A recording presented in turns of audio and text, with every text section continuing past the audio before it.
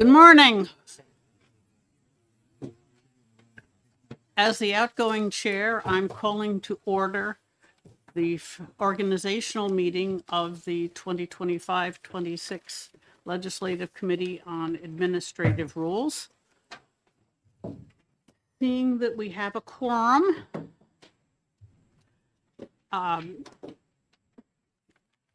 our first order of business in organizing is to elect a chair who must be a senator. Are there any nominations? Move. Senator Abard? Motion, Tim? I'd be happy to second. All right, moved by Senator Avard, seconded by Representative Schmidt to have Senator Lang be the chair. Are there any other nominations? Madam Chair, Seeing none, I believe that we have to have a standing member do the motion and not an alternate for the chair. oh, well, you're right. So Senator moved. Avard is, Representative Schmidt will make the motion. Is there a second? Second. Second by Senator Innes. Thank you. I know the face, the name was going off in the corner. Okay. Are there any other nominations? Am I voting nominee? All right, only standing members may vote, which is Senators Lang, Innes, Long, and Ward. House members, myself, Representative Grota, Leon, Lynn, and Schmidt. So we have 9 members present, which is a quorum. Those in favor? Aye. Opposed? Thank you. Have the gavel. Thank you, now I have the gavel. Thank you very much. Next up is, I'd accept nominations for vice chair. Recognize Representative McGuire. I nominate Representative Leon. Representative Leah has been nominated by Representative McGuire. Is there a second? I'll se- Seconded by Representative Schmidt. Are any further nominations? Seeing none, all those in favor say aye. Aye. All those opposed, nay. Ayes have it. Welcome, Erica, you're the new vice chair. Moving on, we are going to see Representative Avard. Senator. I'm Senator Avard, sorry, for Senator Weir. Are you going to go with it? And all House members are here. Moving on, consent calendar. I'd entertain a motion to approve the consent. Are there any items removed from the consent? Representative McGuire. I wish to remove the Fishing Game Department, which is item M. We also need to do the minutes. I beg your pardon? I'll do that, sorry. Right. We can do minutes. Any other items come off the consent calendar? Seeing none, all those in favor of the consent calendar say aye. Aye. All those opposed, nay. No. Ayes have it, consent calendar is adopted. Entertain a motion to approve the minutes. So move that. Moved by Representative Lynn, is there a second? Second. Second by Senator Innes. Any changes to the minutes? Seeing none, all those in favor say aye. Aye. All those opposed, nay. The minutes are adopted. Chairman, who made the motion on the consent calendar approval? It was Representative Schmidt, I believe it was, and seconded by Senator Innes. Is Fishing Game here in the room? All right, come on up. We're gonna take your item removed off consent first, because I understand we have just a minor change we want to make to the proposed rule. Senator Lang, your microphone is off. I'm sorry? Your microphone. Thank you, sorry. So we're going to take up 24-204 Fishing Game, Freshwater Fishing Season and Rules.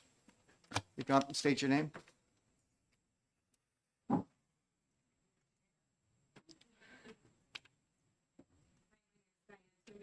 One moment, yeah. Hi, my name's Diane Timmons. Hi, everyone. Welcome. Thank you for welcoming us to make this edit.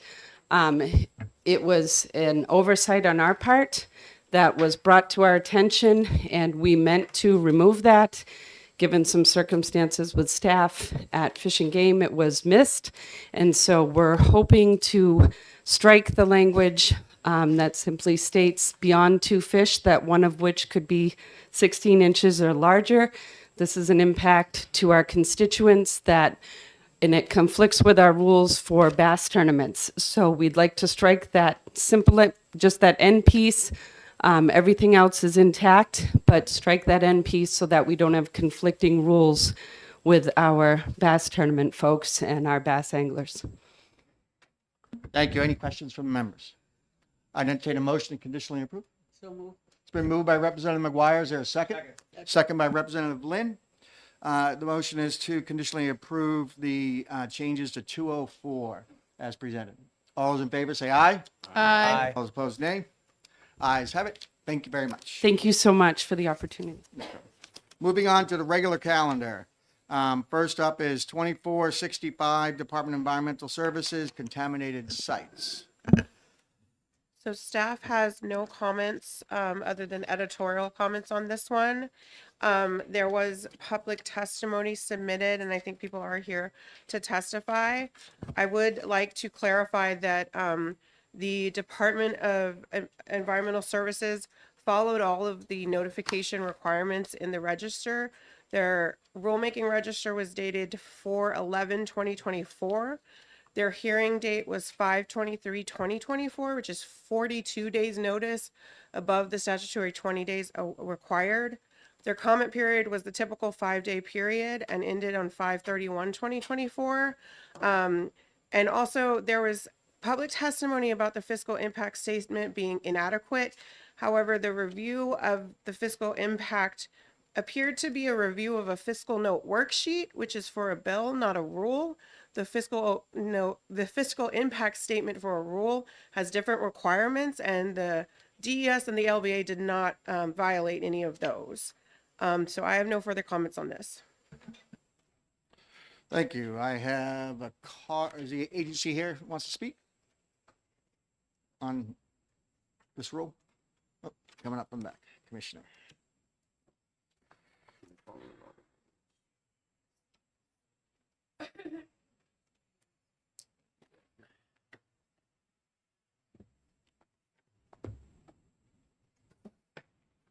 Good morning, Mr. Chair and members of the committee. For the record, my name is Bob Scott, Commissioner for the Department of Environmental Services. I have with me Director of the Waste Management Division, Michael Wimsat. I'll let him speak to probably most of any questions you have or concerns. I do want to just frame the rules a little bit. This is a result. The latest revisions are a result of a statute from the legislature giving me till the 1st of November 23 to do rulemaking, and this is that. And the context of that is regarding PFAS contamination, how it should be handled, soil standards, water contamination, that type of thing. That has been probably the agency's single most effort since I've been commissioner. We spent probably more time on that one issue than anything else, and it's been of great concern not only to our constituents but to obviously the regulated industry also, but certainly to anybody who has a private well or drinks water, which I think is everybody. So with that, Mike, did you have any comments? Sure. So the staff attorneys have addressed the issues raised by the commenters regarding public notice and the fiscal impact statement, and certainly in full agreement with that. There were about 4 other items that were brought up by commenters, which I'm, at the committee's pleasure, happy to address briefly. Okay. So one of the criticisms that was levied was that the definition of responsible parties in the rules was somehow written incorrectly and became more expansive than allowed by statute. But in fact, the rule is written correctly. The definition of responsible party clearly identifies only those entities that are required to conduct activities pursuant to specific statutes. And the word required in the rules specifically points to the statutes that establish those requirements. So the rule doesn't change who is responsible, and that is established by the statute. The rules simply establish process. The second item was that it was suggested that the rule would impermissibly regulate a large number, tens of thousands of PFAS compounds, because the definition of PFAS in the rule is broad, and that is correct. It is broad, but it does not impose additional requirements on those particular compounds. We received that comment on the initial proposal. We addressed it. PFAS is a broadly defined term in the statute. And however, there's only 4 PFAS compounds that we currently regulate by way of an ambient groundwater quality standard or a soil remediation standard. And this rule simply proposes new soil remediation standards for those 4 compounds. But we were also directed 45H13 through a bill that was passed in 2022, directed us and gave us to do this rulemaking and gave us the authority to require testing for a broader suite of PFAS compounds. The legislature understood that this is an area of regulation that is evolving and that there are a number of compounds that we're still trying to learn about, and it wanted us to have the authority to require testing for those so that when we do have more information about potential health effects, we'll be in a position to know what the occurrence of these compounds is around the state in groundwater and soil, et cetera. So that directive really necessitates that the definition of PFAS be broad so that we can then, and then in fact, in part 614 of the rule, we do require that under certain circumstances, testing for this broader suite of PFAS compounds can be required by the department. And then the next issue that was criticism that was levied was that the proposed rules expand the notification requirement for notification requirement for violations of ambient groundwater quality standards, and that was in excess of statutory authority.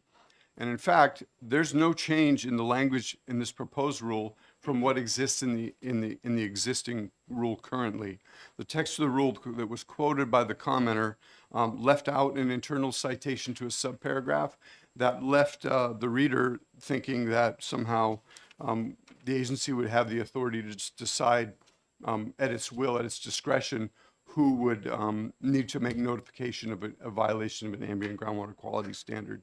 And if you read the actual quotation or the actual rule, it's clear that the notification requirements are not being expanded. And then lastly, the final proposal, there was a suggestion that the notice requirements and obligations on responsible parties were expanded impermissibly. And the changes are clearly within the department's statutory authority and are needed to protect human health by giving notice of releases of regulated contaminants to potentially affected parties, just as notice is currently required for oil spills. So we believe that this is a necessary and subject and is in line with the statutory authority that's been granted to the agency. And lastly, there was a comment that the rules are just simply not in the public interest. And I guess what I'd say, these rules are absolutely in the public interest. They're necessary to protect public health. Releases of regulated PFAS chemicals to soil and groundwater have impacted thousands of public and private drinking water wells in New Hampshire, affecting tens of thousands of residents who rely on those wells for safe drinking water. And in fact, the department initiated the rulemaking, as I mentioned, based on a directive from the legislature to address this issue. The statute requires the commissioner to initiate rulemaking on this, and we've done that. We've carefully considered and developed the rulemaking in consideration of the public comments that have been received, and we recommend that the committee approve the rules.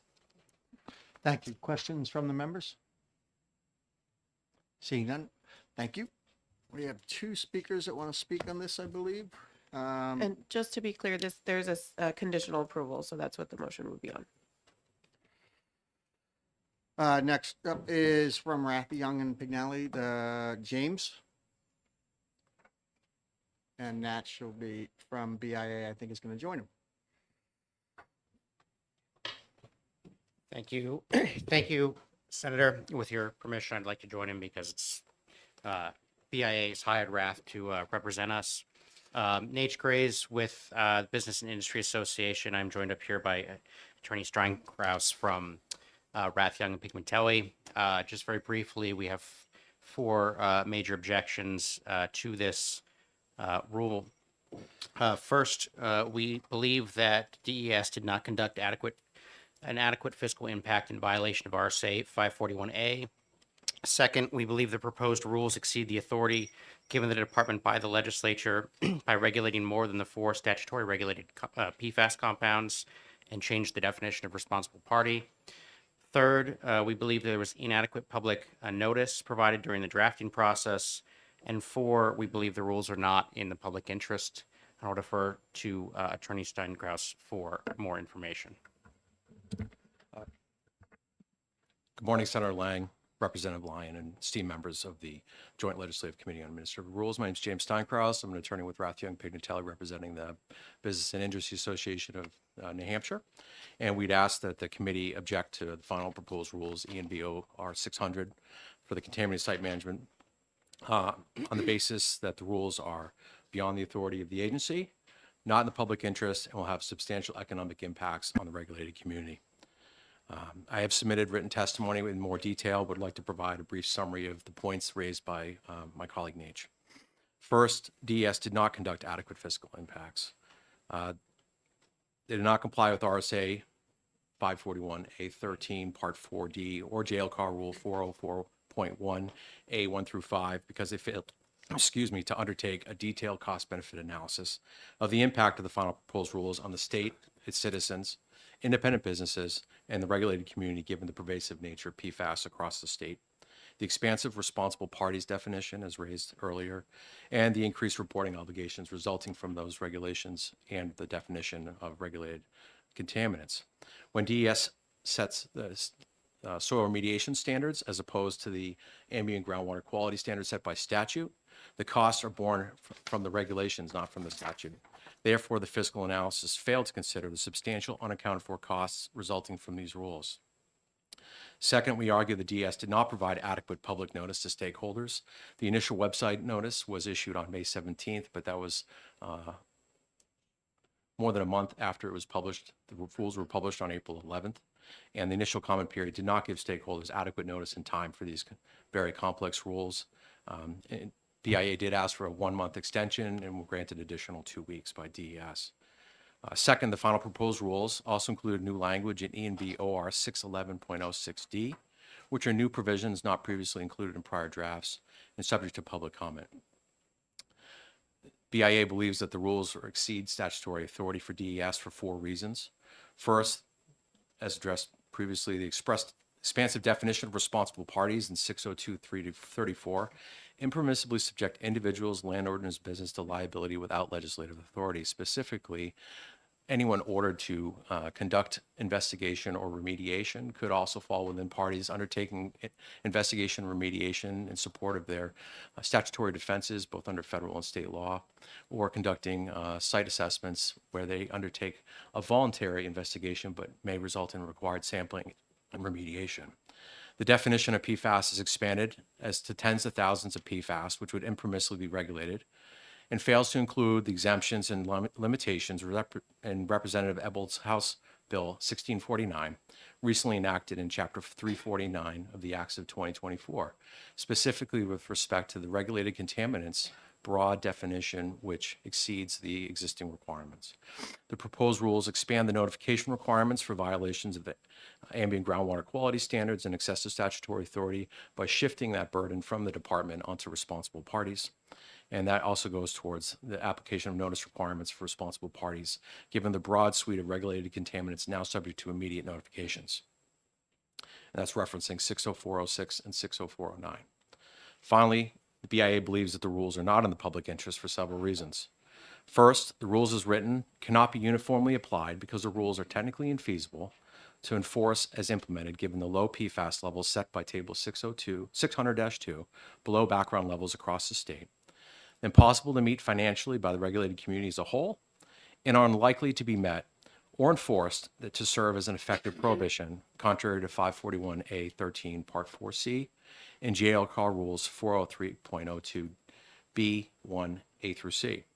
Second, JLCAR Rule 403.01C requires that DES use broad language when more specific requirements are needed.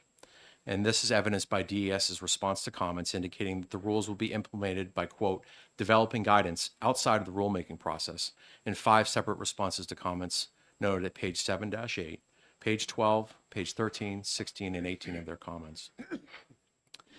Finally, DES did not adequately respond to public comments critical of the substantial economic impacts not recognized in its fiscal impact statement, contrary to JLCAR Rule 40301A 1 through 2 and 404.1B. And thank you very much for your time, and I'm happy to answer any questions you may have. Questions from the committee? So I do have one. So I had to look up that bill that you referenced, which was 1649. And in that bill, it uses an extremely broad definition of PFAS. Right. It's not specific. And it sounded like you were saying it was specific, but it says in the bill, the definition of PFAS means all PFAS substances. So all versions of It does, but in 1649, Part 8, there's a revision to the liability in which defines a PFAS facility as any facility having groundwater or surface water discharges of 10,000 nanograms per liter or 10,000 parts per liter, whereas the soil remediation standards and existing ambient water quality standards, groundwater quality standards are lower. So that's where we see a conflict with existing rules. With respect to liability, that attaches through the responsible parties So it's Sorry. not the and the regulated contaminants. ask you for permission for follow-up. Excuse me. So it's not, so your question isn't the number of the chemicals that they're doing, because obviously this one, the definition of PFAS is so broad, but it's the standard that they set for trigger. But it's actually both. Apologize. Give me 1 second. The definition is also federal. I'm sorry? The definition is also federal. Right. Sorry. Representative McGuire. Yes, and as a matter of legislative intent, several amendments were offered to focus the definition of PFAS in that bill, and they were rejected by the legislature, so that the legislative intent is clearly to include as many chemicals as possible. I have a question. Thank you. I have a question for the administrative rule attorneys. It's my thought that a cost-benefit analysis is different than a fiscal impact statement. So can you make a comment on how the JLCAR rules address that? So fiscal impact statement primarily compares the existing rule to the proposed rule. That's mainly what they're focused on, and there's a big focus on not adding costs to political subdivisions, citizens, businesses. So it's not a fiscal note worksheet that you see with bills where the agency has gone through and talked about dollar amounts and how much it's going to impact or benefit. It's a much more truncated fiscal impact statement. And in this case, the department did their fiscal impact request correctly, and the LBA gave a substantial fiscal impact in terms of what we do. If the problem is the fiscal impact in this case, then it's a problem with our system and with what the LBA is reviewing. But as far as how the rules work now, this was an adequate fiscal impact. Thank you. Further questions from the committee? Seeing none. Thank you. Thank you very much. Thank you. Would the agency like to step up and comment on anything that was said before I entertain a motion?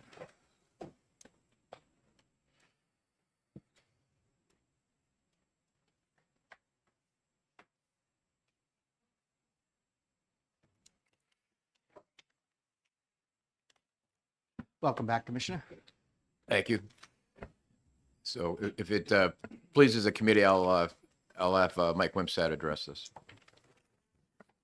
Thank you, members of the committee. So I guess what I would just note is that with respect to House Bill 1649, I did not mention it in my original comments, but I think the commenter misunderstands the scope and effect of the specific provisions of that statute. And in fact, the statutory provisions that are enacted in 1649 are independently effective. We're not attempting to implement 1649 with this rulemaking. And I hope that helps provide some clarity. And then with respect to the public notice issue, we met certainly the minimum requirements, but we went quite beyond that. In fact, it was published in the rulemaking register when required, well in advance of the hearing. We also, as an additional assistance, posted on our website nearly at the same time. And then the May publication on our website was actually a later courtesy publication on a different web page, just to make sure we captured additional people that might be looking at that particular location. But we went well above and beyond the public notice requirements with respect to that. Beyond that, I guess I don't really have too much else to offer unless there are questions. Any questions for the agency after follow-up? Seeing none, thank you. So before the committee is a conditional approval request on Rule 2465. Is there a motion? So moved. I'm sorry, moved by Representative Grote, Second. seconded by Representative Lynn. Any further discussion? Seeing none, all those in favor of a conditional approval on 2465 signify by saying aye. Aye. Opposed, nay. The ayes have it. Next up is Installation Standards Board, Rule 2469.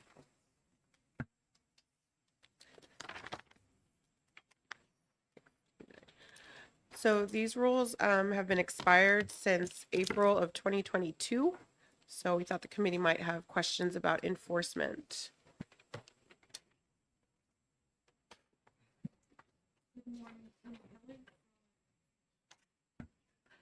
Good morning, Tina Kelly, Rules Coordinator at the Office of Professional Licensure and Certification. As far as the rules were enforced, they were not enforced during that time, but for installation standards, the RSA 205-D:4 was applied for those standards. Any questions from the committee? Representative McGuire. Yes, thank you, Mr. Chair. In 70301, the rule requires that new manuals for installation supplied by the manufacturers go to the board. Are you actually enforcing that rule, and are you enforcing any changes in the manuals? Not at this time. What they're relying on is under D4, it would be the New Hampshire installation standards as developed, which doesn't apply because they've expired. The design prepared by the registered professional engineer or architect for the site, that would be required because that's in statute. And the manufacturer installation instructions, provided that such instructions meet or exceed New Hampshire installation standards developed by the board. They would meet or exceed those because there aren't any presently. Right, but my concern is that you're allowing the manufacturers to make changes to standards that are required by the regulated community without anybody voting on them. Is that correct? Rakia Medley, Board Counsel for the Installation Standards Board. My understanding is that there are federal regulations that would provide those standards, and the board would then adopt those standards. Except that they haven't for the last 2.5 years. And that is why we're doing this now. But the board is not an elected body, and we can't just accept the federal rules without a vote of an elected body. I understand that. This board was put in place. There were federal regulations that were put in place, whether the federal government would monitor and handle this or whether it be with the state. And the state decided to have a board to handle that. But they do default to the federal regulations. But if you'd like more information, that can be provided. Well, I would, follow up. I just want to make a statement that our Constitution explicitly forbids any requirement that is not voted on by the people or their elected representatives. And this sure looks like something that has not been voted on by any representatives of the people. So I'm opposed to this. Thank you. Further questions from the committee? Is there a motion? So we're on a final proposal of Rule 2469. All right, so we can stand here and look at each other all day. Doug, why don't you tell us what our options are on this, given Representative McGuire's concerns about the adoption of federal standards within a rule without an elected body vote?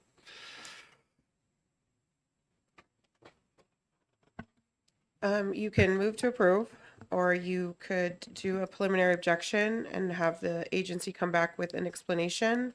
You would, if you want to postpone and take it up in another meeting, you would need a waiver of the JLCAR deadline. Rep. McGuire, do you have a preference? I'll move to object. I'll second. It's been moved by Representative McGuire, seconded by Senator Avard to object to the final proposal on Rule 2469. Any further discussion? Seeing none, all those in favor of objection, say aye. Aye. All those opposed, nay. We have a preliminary objection. Next up is 24-169 warranty seal.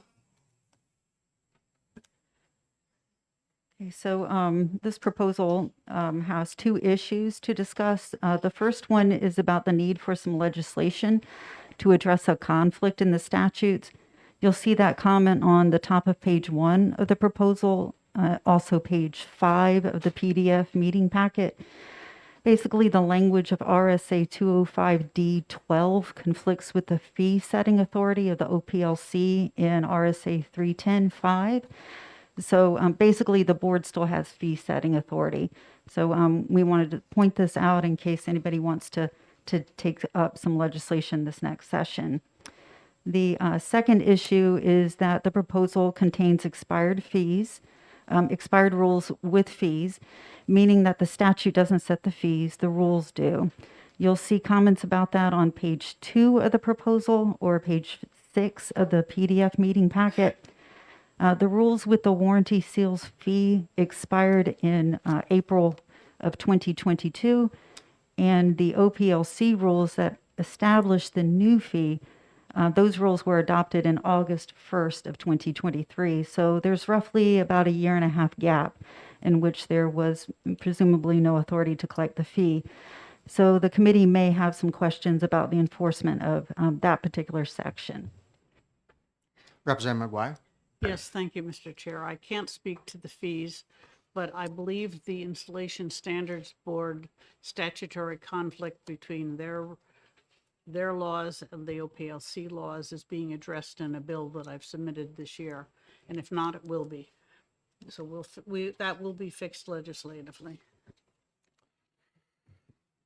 Any further comment or question? Does the agency want to say anything? Hi, Tina Kelly, Rules Coordinator, OPLC. As far as the fees go, PLC 1002.23 applies to application and processing fees, and that was adopted on 8/1 of 2023. PLC 1001.16 addresses warranty seals, and that was adopted by OPLC on 7/15 of 2022. Approximately 3 months. I did check with OPLC. No fees were collected during that time. And then it's, I'm sorry, go ahead. I was just asking, is there any further questions? That was all. From anybody? I'd entertain a motion to approve the final proposal. Been moved by Representative McGuire, seconded by Representative Schmidt. Any further discussion on 24-169? Seeing none, all those in favor say aye. Aye. All those opposed, nay. Ayes have it. Thank you. Very much, guys. Next up is the Department of Agriculture on Rule 2486. So the department did submit a conditional approval request, which dealt with pretty much all the substantive comments on this particular this particular proposal. However, there is one informational note remaining that also applies to the next proposal, 2024-90. The statute in which the proposal is making changes to implement, the effective date is unique in that it will go into effect 90 days after certification that the animal records database becomes operational. I then went and looked at the bill to see if there was any further clarification. And the bill language itself says that the certification has to be done by the department to the Secretary of State and the Director of the Office of Legislative Services. I did reach out to the OLS director yesterday. He is unaware of any certification coming in from the department. He is fairly new to the position, so he was going to ask around to see if perhaps that was done prior, but as far as I'm aware, that certification has not happened. So therefore, the database hasn't been certified, and these rules therefore really should not be adopted until the database is certified and is operational for 90 days. Agency comments?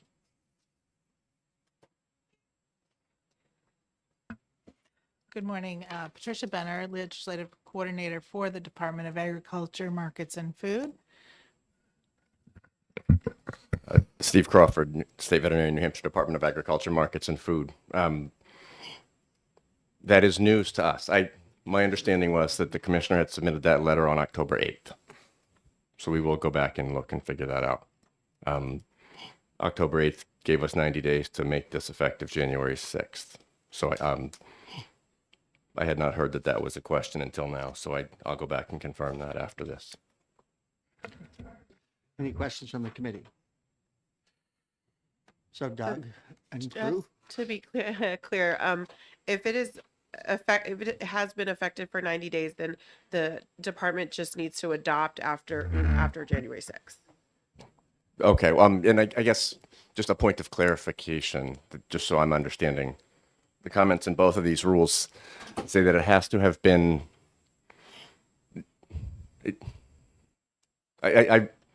We read the statute differently. The statute says that use of the system becomes mandatory 90 days after it is certified as operational, not after 90 days of being in operation. Operational and operating, to my mind, are different.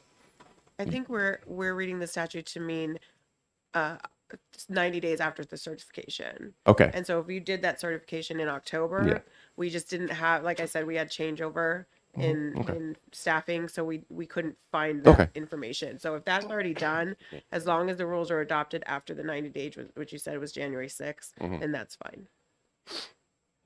Okay, so yeah, I'll check with the commissioner after this. So if I can understand what you guys were just talking about, we could approve this. However, the rule can't take effect until January 6th. Correct. And when the agency adopts, they can specify the later effective date. Great. Okay. Is there a motion to approve? It's been moved by Senator Linus, second by Senator Ward.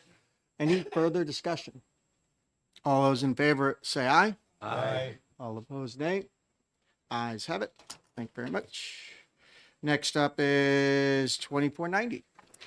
So this proposal also had a conditional approval request, which dealt with the majority of the substantive comments.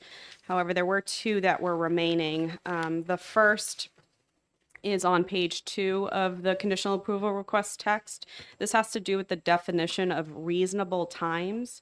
The agency defines reasonable times, but then includes additional language that is not considered defining language. They include, after the definition, which are subject to unannounced inspection by the department and accessibility to the public for return of pets in accordance with RSA 437.6. This is essentially a requirement that is set in the statute. The statute specifically says that licensees have to allow the department to do unannounced visits during reasonable times. So the department has defined the term in the statute appropriately. And then additionally, later in the rules, it also talks about the department being able to go in to inspect records during reasonable time. So it's also later clarified in the rules. So that additional language in the definition doesn't comply with the manual, and it is also unnecessary. The second comment is on page 11 of the conditional approval request text. This comment came from some public testimony that we saw. In the public testimony, the commenter stated that behavioral rehabilitation did not include basic training in housebreaking when it came to foster facilities. In the department's response, they agreed that that's not considered behavioral rehabilitation, and that if the commenter was aware of any instances of foster facilities applying based on those grounds, to let them know, and then they will investigate. This created an unclear comment because it seems as though some in the regulated community don't understand exactly what behavioral rehabilitation means. And if the department is then going to go and enforce the rule based on what they have represented, they believe it means, it creates some confusion. Additionally, it would be an easy fix. The department could just simply put in the rule and clarify that basic training and housebreaking is not considered behavioral rehabilitation. But the department responded to that comment from OLS that they didn't believe that including a specific example in such a broad category was necessary. But those are the only two comments I have on this proposal. Agency? Did you have anything you want to say? Or? Okay. So regarding the reasonable times, and again, maybe my misunderstanding of the process. We have been told, but I have been told many, many times over the years that adding statutory language to a rule is better, just belt and suspenders. We did that here. So if it's not appropriate as a definition, then we can take it out as long as it is still clear to the regulated community that it's not just, the comment we got back, I think, was limited to unannounced inspections by department employees, and council only referenced the ability to review records. And that's not the only reason we're going. So we just wanted to make sure that our regulated community understood we can review records, we are doing an inspection. That's what the reasonable times includes. If the reference in statute is adequate, then that's fine with me, that it's clear to them. Regarding behavioral rehabilitation, it seemed reasonable to respond to the commenter that we agree, please report that to us and we can look into it. The concern that I have developed over close to 20 years of being a regulator is both in statute and in rule, regulatory discretion. We have some regulatory discretion when we say medical and behavioral rehabilitation. We don't go out to punish first, we go out to educate and get people compliant first. When you start to create lists that you regulate upon, and you add one thing to that list, it is easy for the regulated community that you're punishing to say, well, clearly if the experts thought to add one example and they didn't include something else, then that other thing doesn't count. Lists are really difficult when you're regulating if they're not complete. They always create loopholes. If there was a full list in there, that's a reasonable thing, I think. But to add one example that this is not behavioral rehabilitation, we think creates more confusion rather than less. Representative McGuire. Thank you. Dr. Crawford, is behavioral rehabilitation defined anywhere? No, ma'am. Not in detail.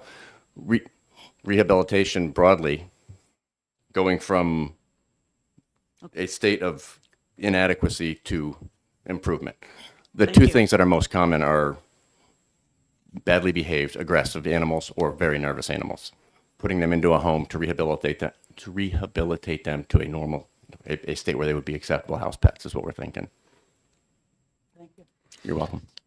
And so you agree on the first item of unclear intent, we're okay with striking that last part of that definition?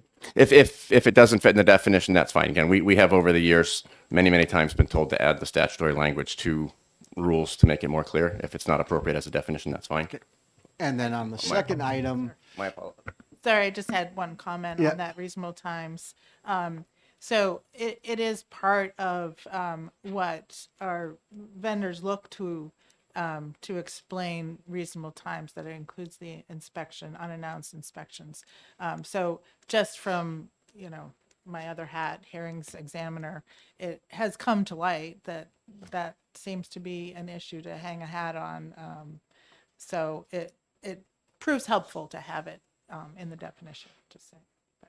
so I think the issue is I don't necessarily disagree with you that it belongs in the rule, but I'm just saying it's in the wrong place under a definition that doesn't meet our general rule of what defining a definition. You can't put a definition and a requirement in the same paragraph. Definition is definition, a requirement is a requirement. So comment by the staff? Yeah, and maybe this will help clarify. When it comes to definitions, if there is a statutory definition, you have to use that statutory definition.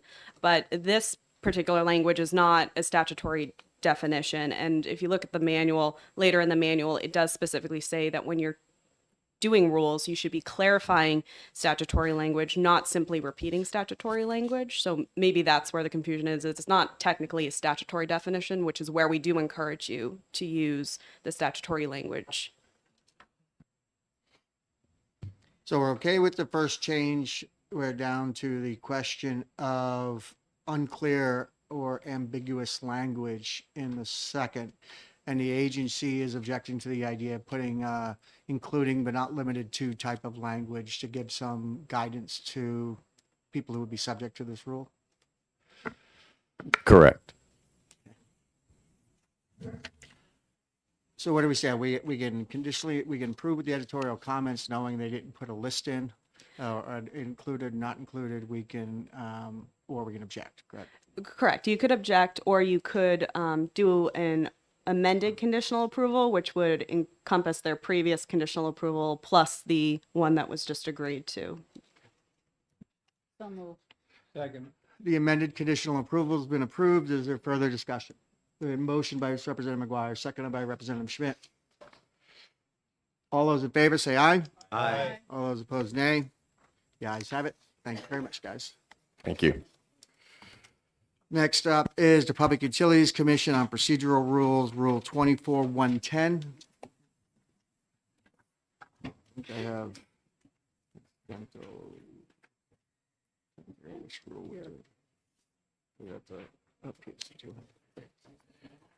All right, so there was a conditional approval request on this one, and I have no further substantive comments.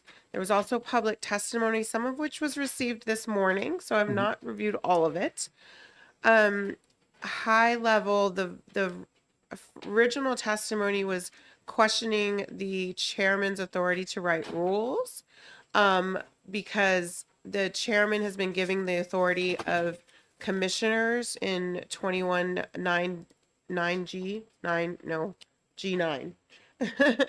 and so as the power of a commissioner is to promulgate rules, not necessarily with the entire commission, but the commission was involved in the rulemaking, and so that testimony was actually the person testifying was like, the problem has been fixed. Okay. I don't have any other comments, and I think the agency wants to request an oral change to some of the language. Great. Good morning, Mr. Chairman. My name is Mark Delafano. I'm the newest commissioner at the New Hampshire Public Utilities Commission. With me today is Senior Advisor Sarah Fuller, who will be giving the presentation on our rules proposal. Thank you. And just before we start, and before I forget, it's nice to see you today. Just as an oral conditional approval request for Rule 202.17, which is a definition to position statement. So it now reads, the position statement means a legal response to a pleading outlining the responder's factual and legal arguments or viewpoints regarding the same. After discussion with the Department of Energy yesterday, it was pointed out to me that we get position statements from non-lawyers. So we're requesting a change of the word legal to written, which was Attorney Dexter's suggestion. So its position statement means a written response to a pleading outlining the responder's factual and legal arguments or viewpoints regarding the same. And I think that would eliminate the concern there and make the definition more inclusive. So that is the oral conditional request we're making just on that one definition. So I'll start there. And then I'm happy to do this now. I'm happy to do this after we hear from our public testimony. I have reviewed the public testimony from the Office of Consumer Advocate, joined by the Joint Utilities. I also reviewed the one very early this morning that came in from the Department of Energy. Just as a brief background, what I'll say is that In July of 21, the Public Utilities Commission was split. And so we have what we are now, the Public Utilities Commission and the Department of Energy. Upon the creation of the Department of Energy, the commission envisioned that updates to its procedural and organizational rules would be forthcoming. The PUC held some initial stakeholder meetings in 2022 and then began an internal process of how are we going to develop these rules to make sense for our current practice and procedure. And out of those discussions came our initial proposal. The commission has spent the last 7 months working with our stakeholders. We have gone, in my opinion, above and beyond any requirements by law to make sure that everybody who wanted to be heard was heard. We made multiple changes to the initial proposal. We held 2 public hearings. We extended the public comment period multiple times. We reopened the public comment period after we issued a draft final proposal to allow, again, our stakeholders to be involved. Commissioner Delafano wasn't there because he wasn't our commissioner at that point. He was our attorney general, but Chairman Dan Goldner, Commissioner Pradeep Chattopadhyay sat through another public hearing in October. And then after that public hearing, we gave another 3 weeks for comments. In addition to that, I have been available to meet with people. I have spent a lot of time with our stakeholders. So I actually think it's a great success that the joint utilities and the Office of Consumer Advocate have narrowed down their one issue. I will say that I have read their objection and respectfully disagree with it. They have cited JLCAR rules that involve not considering our stakeholders' point of view and not explaining ourselves. They have cited JLCAR rules that talk about violations of statutory authority to support their position. And the comment is really simple. So it's a change to it's a perceived change to how the commission reviews settlements in the course of litigation. And when I say perceived, it doesn't change anything. The commission has a history in the last 10 years of receiving settlement agreements, reviewing those in the context of a hearing, and then issuing orders. There are some cases we adopt the settlement as a whole, but there are multiple cases where the settlement has been adopted in whole or in part. I can give examples of those if needed, but what we are trying to do is to codify exactly the procedure that is in place today.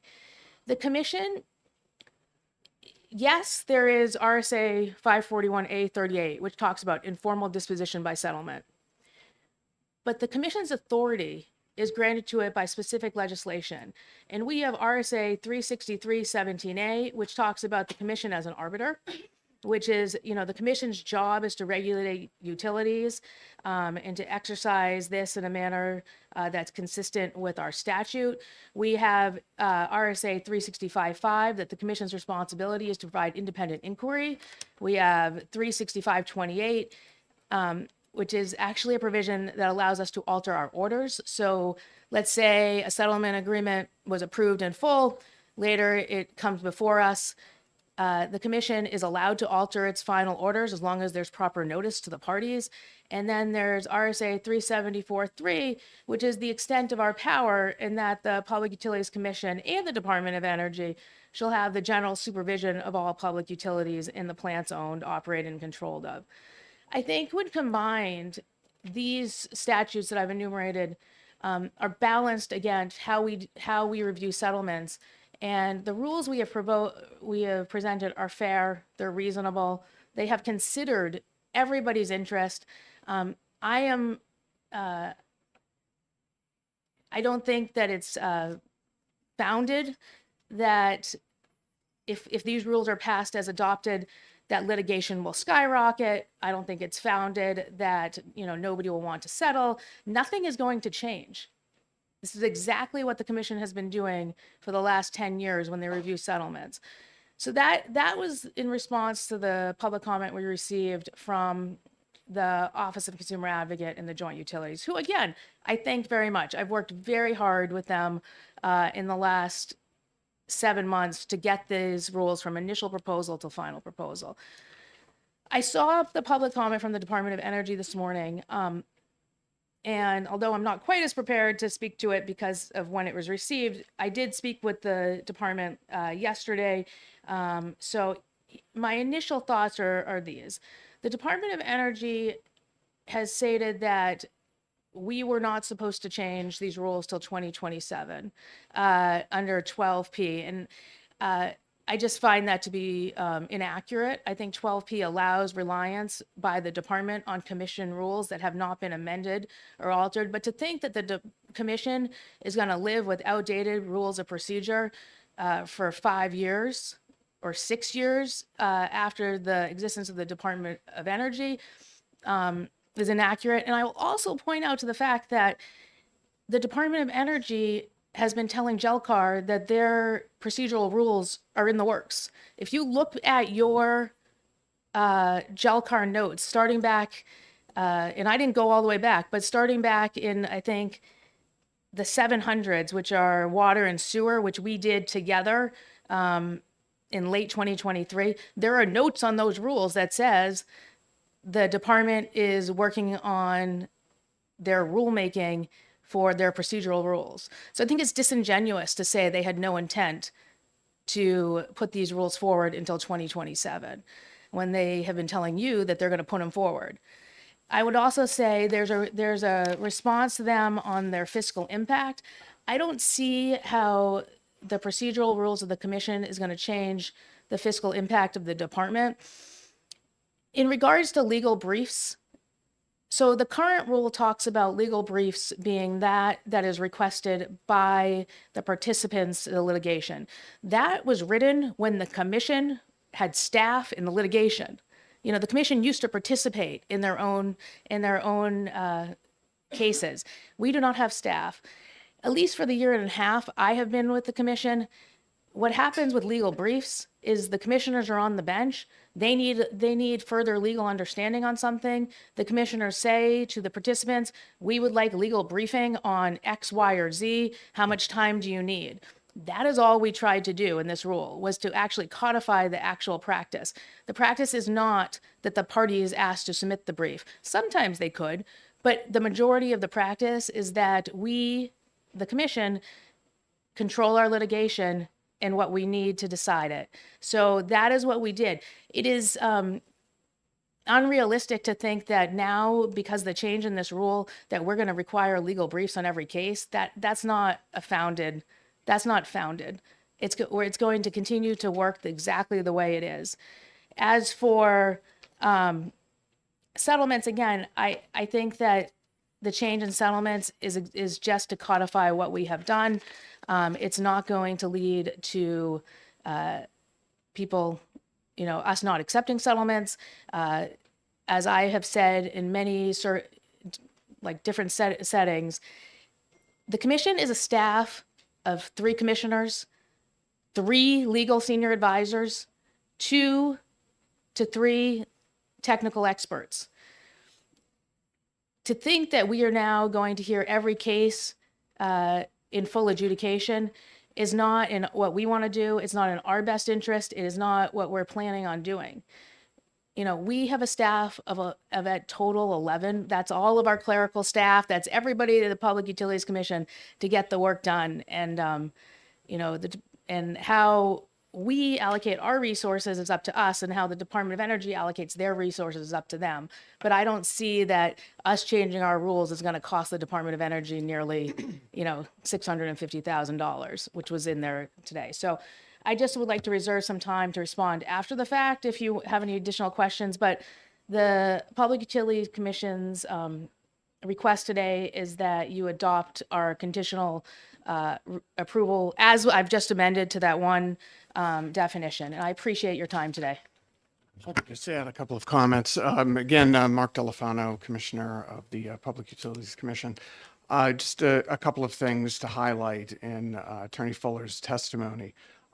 One is many of the people you're going to hear from today are former PUC staff that have been either transferred over to the Department of Energy or have since been appointed as the consumer advocate. These folks, they were used to a certain way of handling cases when they were at the PUC, and they participated directly in the litigation. The legislature has since changed the law on how that's supposed to work. And so, some of the things that we have seen in some of the comments just seem to be a resistance to that new legislative paradigm where, our office is to, act as the arbiter and adjudicator, balancing at the same time the interests of the industry with those of the rate base. The OCA's job is to represent the residential ratepayers. The Department of Energy represents the policy interests of the state. Most of what we're trying to do with our rules is to make it clearer how we are expecting our litigants to participate in proceedings before our body. Like any court that requires legal briefing from parties when a novel issue of law is raised. The PUC in the past relied on their staff to inform them of those things. Well, today, we, as Attorney Fuller pointed out, we only have a very small number of staff. We have less than 20 people in the office. Meanwhile, the Department of Energy has 93. So at the end of the day, when we're up there trying to make decisions and novel issues come up, we're going to ask the folks that are appearing before us to brief them because one of them has probably brought it up. Thank you. Questions from the committee? Representative? So just to boil all that down, I'm going to ask a question. Has it been decided that the Department of Energy is going to be the investigator and that the PUC is going to be the adjudicator, and that's why you're changing the rules? That's a great question. So by statute, we're changing the rules because we have to change the rules. There's many, many instances in our current rules that refer to things that are no longer in existence. So there were references to commission staff proceeding in dockets. There are references to an executive director. So that's where we started. The statutory language is often, when it's about investigation, it says the Public Utility Commission and the Department of Energy. So we both have duties to investigate. We both have duties to regulate. We do them in a different context, but the statute, when it was amended back in 2021, very rarely, only really in the section that's coming to mind, and I could be corrected by probably all of the professionals sitting behind me, but in the area of customer complaints, in that area, there, and I think that's 365-4 maybe, in that area, the Public Utilities Commission was taken out in a process where it was put in place for the Department of Energy to investigate customer complaints. And then only the Public Utilities Commission only gets involved in those on a strictly adjudicative basis after the Department of Energy has rendered a decision. If the customer is unhappy with that decision, they can file for a hearing with us. So that is an instance where the authority is very clear in who does what. There's many other instances where the statutes reference both of us. So I hope that answers your question. It does. Thank you.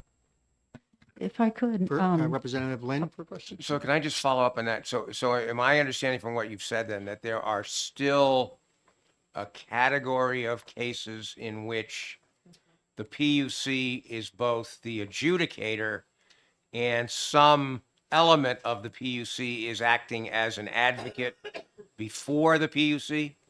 No, if I can said that at all confusing, I apologize. The PUC is never acting as an advocate in front of the PUC. The commission Staff. Yeah, the staff is never, we don't have, an attorney staff member. I'm a senior legal counsel. My job is not to participate in the hearings on any way except for helping in the adjudication for answering questions from my commissioners. The role of how we look at these adjudications, how we participate in these adjudications, is one where the commissioners are tasked by legislation to also regulate. They have a duty to to review these, if there are settlement cases, in a duty of what is just and reasonable and in the public good. So there is an overarching duty to do that. And so I hope that clears it up. If not, Commissioner Delafano can come in too. I'd say, Representative Lynn, that generally speaking, except for some statutory references to a joint power by the Department of Energy and the PUC to investigate certain matters, it's the Department of Energy that is in that investigatory role. We generally do not, to the best of my knowledge, and again, this is my fifth day on the job, actually participate in those investigations. I do recall Attorney Fuller discussing with me the process for if a customer complaint comes in and it's heard by Energy and they disagree with it, that there may be a right of appeal to the PUC, but that I wouldn't call that investigatory. So We can open investigative dockets, and we do it rarely. And I don't think we've done it since December of 2023. I think was the last one was closed on specific matters, but that is not an adjudicative docket. That's not participating in an adjudication in an investigative manner. So that is how we do it. Representative? Thank you. So set aside customer complaints because it seems that that's clearly defined as to whose role, but you did mention that in some cases, the Department of Energy and the PUC do the investigation. And in that case, where both of you do the investigation, how is the adjudication done? I don't think in that case we're talking investigation in different languages here. Department of Energy's role is one of, I think, the prosecutor. That's, their job in the hearing is they represent the state's interest in the policy wing. The commissioner's responsibility is to ask questions at hearing and understand what has been presented to them and to determine whether what has been presented is just and reasonable and in the public good. So I don't think that is in the same vein as the investigation.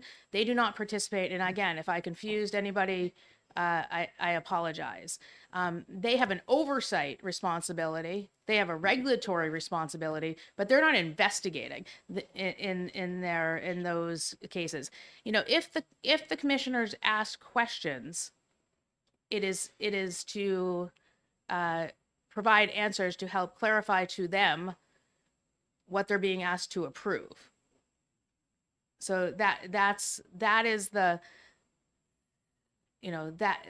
difference. Representative Abard, or Senator Abard, sorry. Senator Works. Whatever, been there. Thank you for being here. I wrote a note just saying nothing is going to change, and this was in regards to settlements. Could you elaborate on that a little bit more? Because I got to be honest with you, as chair of Energy, I'm a little confused. I said nothing is going to change, and I said it in specific reference to the comments we've received on settlements. So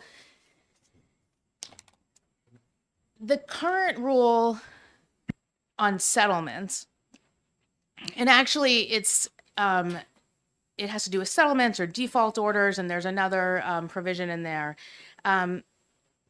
uses the word result. The commission will review the results of the settlement. We have changed that to the commission will review the provisions of the settlement. Now, that current rule has been in place, I think, since 2015, maybe. And when I received these responses, we went back and did a little bit of research. So when I look at some of our old dockets, which is well before the split, we have a gas rate case docket where a settlement came in 2017, and the result of that wasn't to accept the whole settlement. The result of that was that there's a lot of issues going on, and where they were going to reject the settlement, and in part or in whole. The last one was, I think, for gas was a settlement where the revenue requirement was accepted, but the terms on time of use and electric vehicles and some other things were culled out of that settlement. So my point is nothing is going to change, because the practice of the Public Utilities Commission for over 10 years has been to do this. The practice has been, we hear these settlements and we review them, and we review the provisions of the settlement, and we take testimony on those settlements. And sometimes these cases in these hearings on the settlements last multiple days. Now, if the commission were to just say, okay, we can only accept or deny the settlement as whole, that is actually going to have the opposite effect. If the commission doesn't have the ability to review the terms of the settlement and to see if they're just and reasonable, and had to make an up or down on the whole thing, I think you're actually going to have the opposite effect, which is, settlements will be denied because these 5 things don't work. And these 5 things together result in that the result of the settlement is not just and reasonable. The alternative, which is what we've proposed, is the provisions of the settlement. If there are provisions of the settlement that do not work, just as we have done in the last 10 years, we issue an order that says, we approve X, Y, and Z. We adopt X, Y, and Z. Regarding A, B, and C, we find for the following reasons that they are not just and reasonable in the public good, and do not accept that. Now, what can the settling parties do in that point, right? The settling parties, all of these settlements have bullet-proof language that says, if it is not adopted in whole, we won't agree. So they could file a motion to vacate our orders and come litigate the whole thing. That is absolutely within their right, and they can absolutely do that. So when I say nothing has changed, this is what we do. I mean, this is what they have been doing. May I have a little follow-up with that real quick? Senator, may I comment additionally to your Yeah, can you original bring it question? down to kindergarten? Yeah, this is what I'm going to do. So there seems to be I guess, an initiative or a plan to, try to position things so that the PUC has to accept a settlement by the parties appearing in a rate case. So in other words, they want to treat it like they would civil litigation. So let's imagine for a moment that you and Senator Lang are in a car accident, and you think he's and Senator Lang says, sir, that you're at fault, and so he decides to sue you, and so it's pending before the Superior Court. If the two of you guys make a settlement agreement between yourselves on the damages and the liability, and you file that with the court, well, your case is over. Why? Because in that case, the judge doesn't have any other responsibility besides being a neutral in your case. Here, the PUC has obligations that judges would only have in cases where perhaps it involves a settlement involving a minor. And the way that our statutory scheme works is that if the utilities, the consumer advocate, the Department of Energy, all these folks come to us and they say, we've worked it out, and here it is. Our statutes still require us to examine that settlement and make sure that, you know, it properly balances the interests of the rate base with the interests of the regulated utility, and it's in the public good. And so you may hear corollaries to, oh, in civil litigation, this would just go in and it's over. But here we have an obligation that goes beyond what, you know, per se a judge would do in a settlement situation involving, you know, ordinary folks. Did that maybe answer your question? Kind of, but kind of not. Yeah. So let me add a little bit more, another twist to this then. So when I heard the previous speaker say, you know, well, you know, way back when, now we have a new rule after the split. Would a piece of legislation clarify this whole situation between who settles it, and because it's still sounding very complicated, I get what you're saying is, well, you know, if there are other circumstances that you have to look at, even though it is settled. I get it. I'm not sure the public understands this. To be frank with you. So let me try and address that point. Because I saw some confused faces out there in the audience as well, and they're some of the professionals. So I'm looking at their body language, and they're going, not sure. Well, and again, you know, I may have an imperfect understanding of what their proposal around settlement is, but the way that I understand it is that, you know, there is a suggestion out there that if the PUC receives a settlement by the parties, PUC has to accept that settlement as is.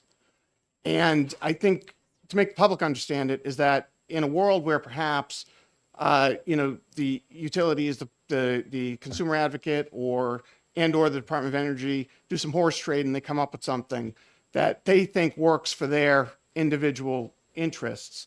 As a whole, it still might not be the best thing for the rate base. And our statutory scheme requires that we make that determination as the PUC, not allow those parties who are litigants before us to come up with a settlement and present it to us and say, guys, you got to rubber stamp this. Does that clearer? Okay.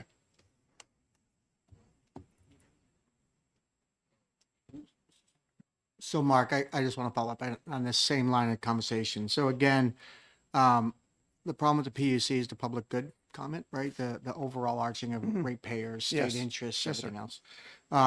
And so I think the concern we're hearing is that the question is whether the proceeding with 6 items, say that we've agreed to these 6 things, and you pull out one item, and go, I don't think this is a good item, and yet the parties wouldn't agree to the agreement without that one item. And how's that going to break apart the process? And I think whereas before you looked at when you were saying the results based, right? Are the results of this good for everybody versus every single individual line being good for everybody?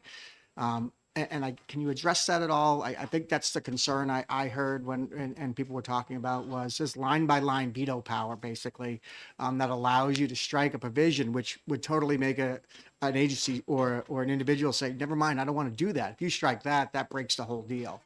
So how does that? So to be clear, we're not talking about a line item veto kind of situation. I think what we're contemplating is that if we got that settlement agreement with 6 items, and we found that with all 6 of those items, the agreement is problematic based on the standards that we need to evaluate it under, we can go back to the parties and say, you know what, we're good with the first 5. The 6th one, we've got a problem with. Can you renegotiate it? Can you work on it? Can you come back to us with something that's more feasible? Those are the kinds of, the kinds of things that happened in the past. And ultimately, we want the parties to be able to settle it in a way that allows the PUC to approve it. But that doesn't always happen. And when that doesn't happen, we need to have the flexibility to, instruct the parties on what aspects we have problems with versus us just saying, nah, it's denied, let's litigate the case. And maybe does that answer your question? Right. Anything else from the committee? Anything to add to that? No, just my only add to that is just that the objection is based on that this doesn't follow 541A38. So the objection is that this small provision in one of this one rule in a 50-page rule set violates 541A38. And that's the informal settlement provision. And that if you look at our rules as a whole, there are multiple places where we do provide settlement instructions. We have a whole pre-hearing process on it. That is built, every procedural schedule has settlement built into it. And I do not think that we are at all close to violating 541A38, given the fact that we have provided for settlements, we engage in settlements, we encourage settlements.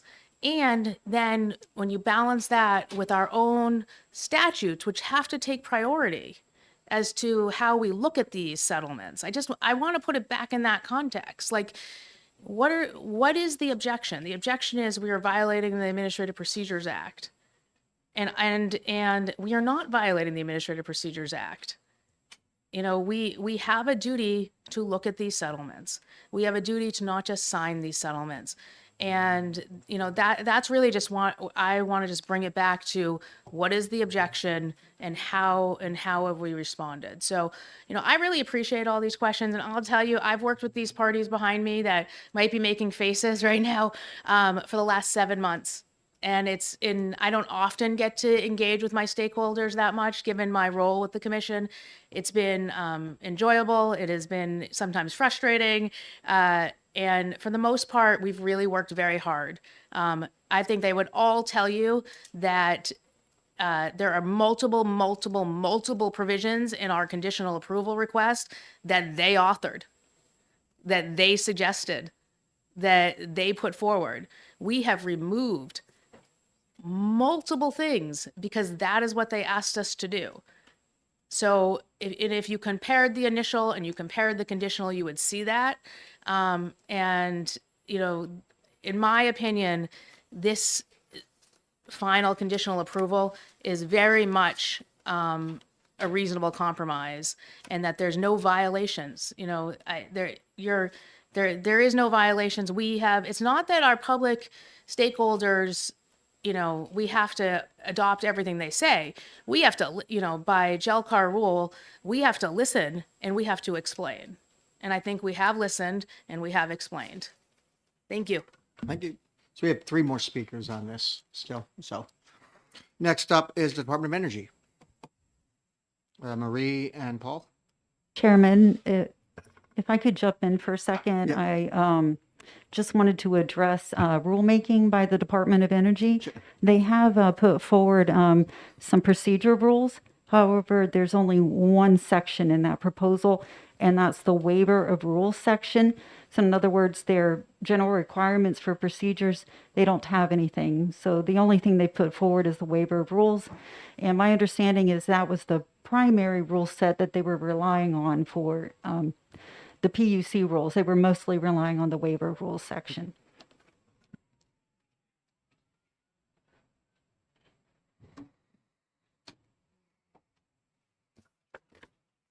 Good morning, Madam Chair, members of the committee.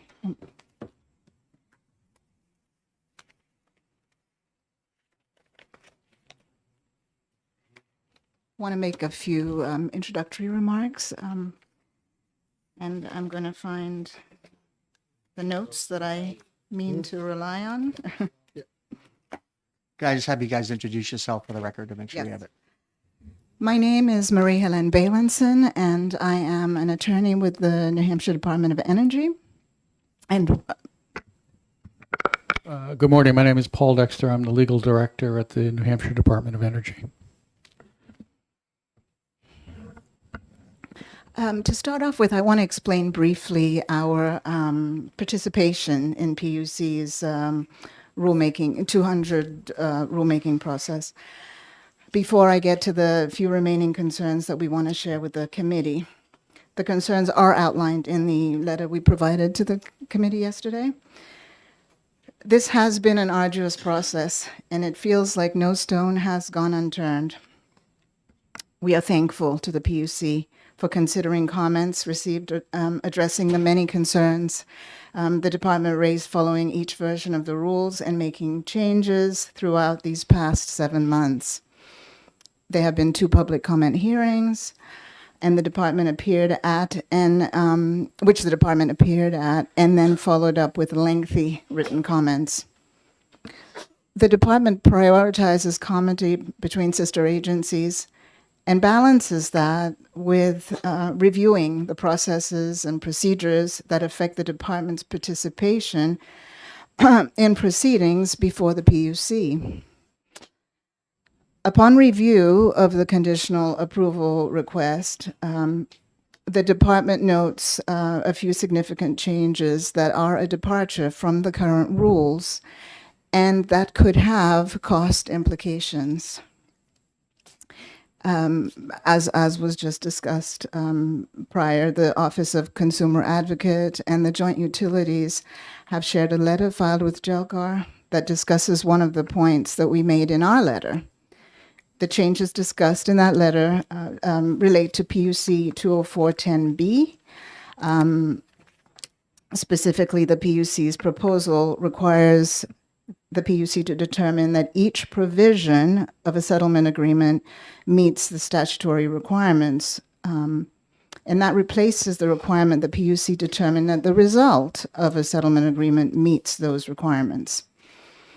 The department independently from the OCA and Public Utilities analyzed this as problematic and agrees with OCA and the Joint Utilities that the PUC's proposal conflicts with the principles of RSA 541A38, that the proposal would impede settlements, cause the department to have to prepare for hearing to defend provisions, and in so doing, create costs. The department has analyzed that fewer settlements would require an additional analyst in each of the regulatory divisions. For each division in its regulatory section comprising water, electric, and gas, the department foresees the need for up to 1 additional staff person, as well as up to 2 additional attorneys, at an estimated total annual cost of up to $675,000. If this change, together with the changes to the brief section I'll discuss next, is enacted. Relative to the requirement of briefs at PUC 20419, rather than the allowance of briefs, the PUC could essentially order a legal brief in each proceeding. If it goes that far, there are cost implications as analyzed by the department. The department recommends that the language of the underlying rules in those sections be maintained. There is no reason to change language that historically has worked. Other items raised in our letter pertain to the revision to the definition of position statement at PUC 20217, which Attorney Fuller stated was going to be amended in an amended conditional approval request, and a change at 20318 regarding the identification by the commission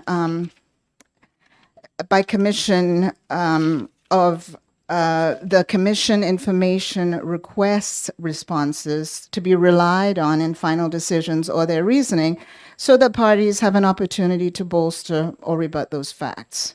And that's all we have for opening comments. Happy to take questions. Thank you. Thank you. Questions from the committee? Representative Lynn? Thank you. So, I guess I'm a little bit concerned because it seems like we have 2 agencies of the executive branch of government that aren't able to agree on what a rule should be. And I guess the thing that I'm troubled by is you now are asking this committee of the legislature to resolve that. And that seems to me that's much different than where, a private party asking the legislature to resolve something if they have a dispute with proposed regulations by by an administrative agency. So the thing I'm concerned about is why hasn't the Department of Energy and the Public Utilities Commission gone and sat down with somebody at the Attorney General's office, for example, and come up with the executive branch's position on this? Instead, we have, this arm of the executive branch says A, and this arm of the executive branch says B, and you want us to resolve it.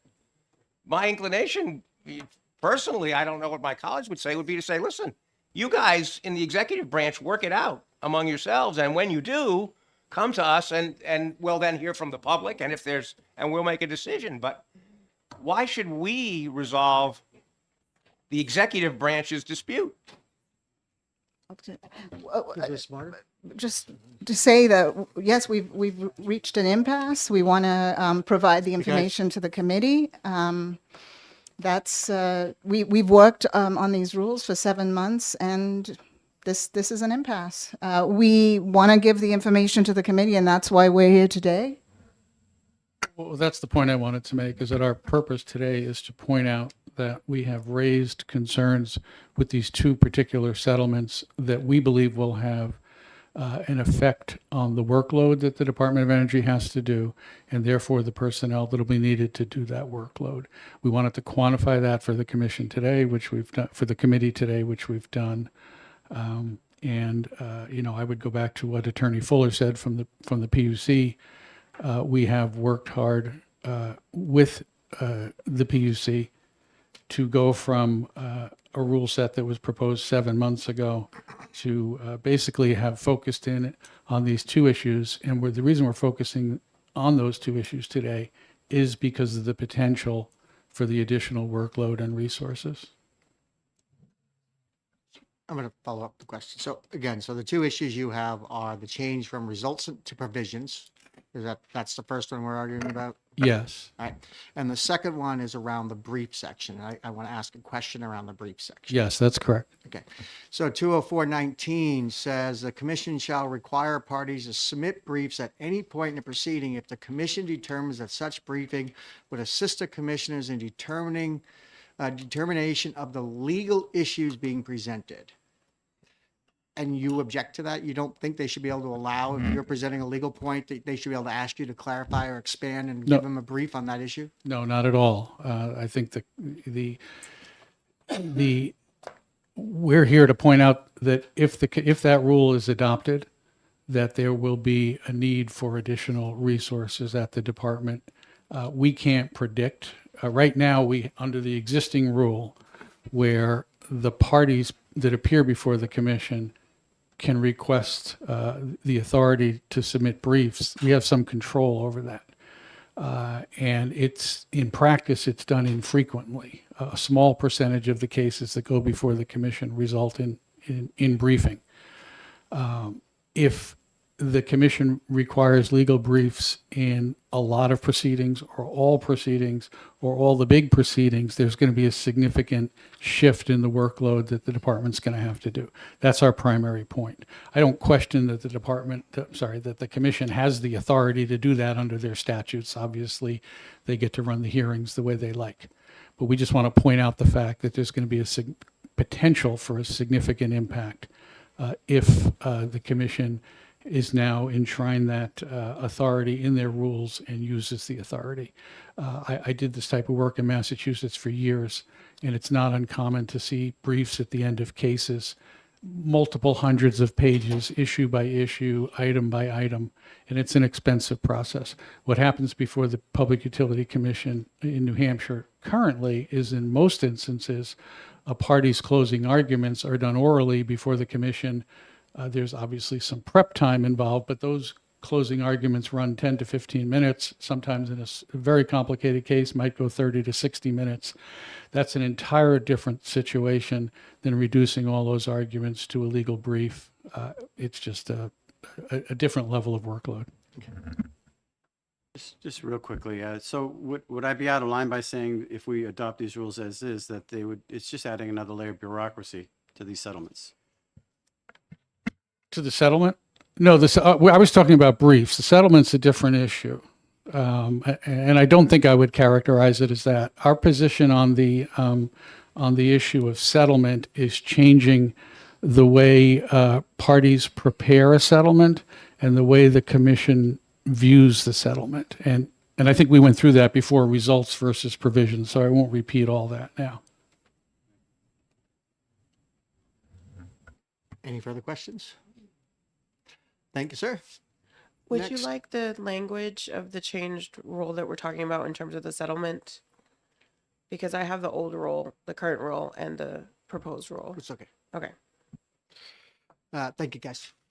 We're gonna bring up next, Jessica from Eversource.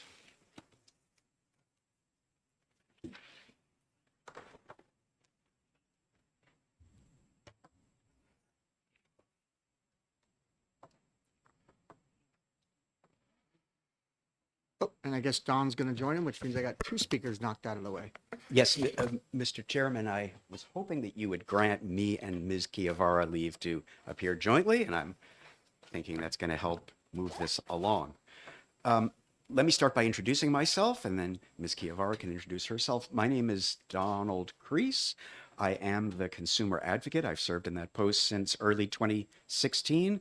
My job pursuant to RSA 363-28 is to represent the interests of the state's residential utility customers. And Ms. Chiavara? Thank you, Don. Good morning, committee. Jessica Chiavara, I represent Public Service Company of New Hampshire that does business as Eversource Energy.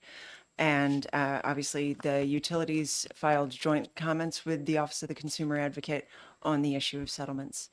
I'm sorry to interrupt. I just wanted to point out to the committee what an extraordinary confluence this is. I mean, it's not, the consumer advocate and the state's utilities agree more than you might think, but we are typically adversaries before the Public Utilities Commission. And so it is a bit noteworthy that we're here jointly appearing before the JLCAR. And I just want you to take note of that.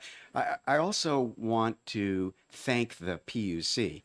Ms. Fuller gave you a lengthy recitation of all the efforts that agency has undertaken over the last few months to hear the concerns of parties. And I know they've heard the concerns of my office. We submitted, I don't know, something like 40 pages of comments on their initial proposal back in the summer. And we've boiled those concerns down to the one issue in the letter that we filed with the joint utilities. That's a big deal. And as Ms. Fuller explained to you, a lot of the concerns that the parties, and certainly a lot of the concerns that I interposed, have been adequately addressed in the final proposal that is before you. And I know, because I've heard from others, that Ms. Fuller reached out to the utilities and to the department affirmatively over the last 2 weeks, that there's been a lot of contact amongst that group of stakeholders. And I know those stakeholders are grateful for that. I also want to say that I was a little disappointed to hear hints of disregard for the experience of those of us who have practiced before or been employed by the Public Utilities Commission over the years. I first went to work for the PUC in 1999. I worked there for 9 years. The last time the PUC's procedural rules were comprehensively revised was 2007, and I was the general counsel of the agency.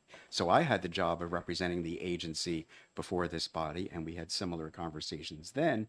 Then in 2021, via House Bill 2, the budget trailer bill, the Department of Energy was created, sort of calved off from the PUC. And I was a big supporter of that initiative.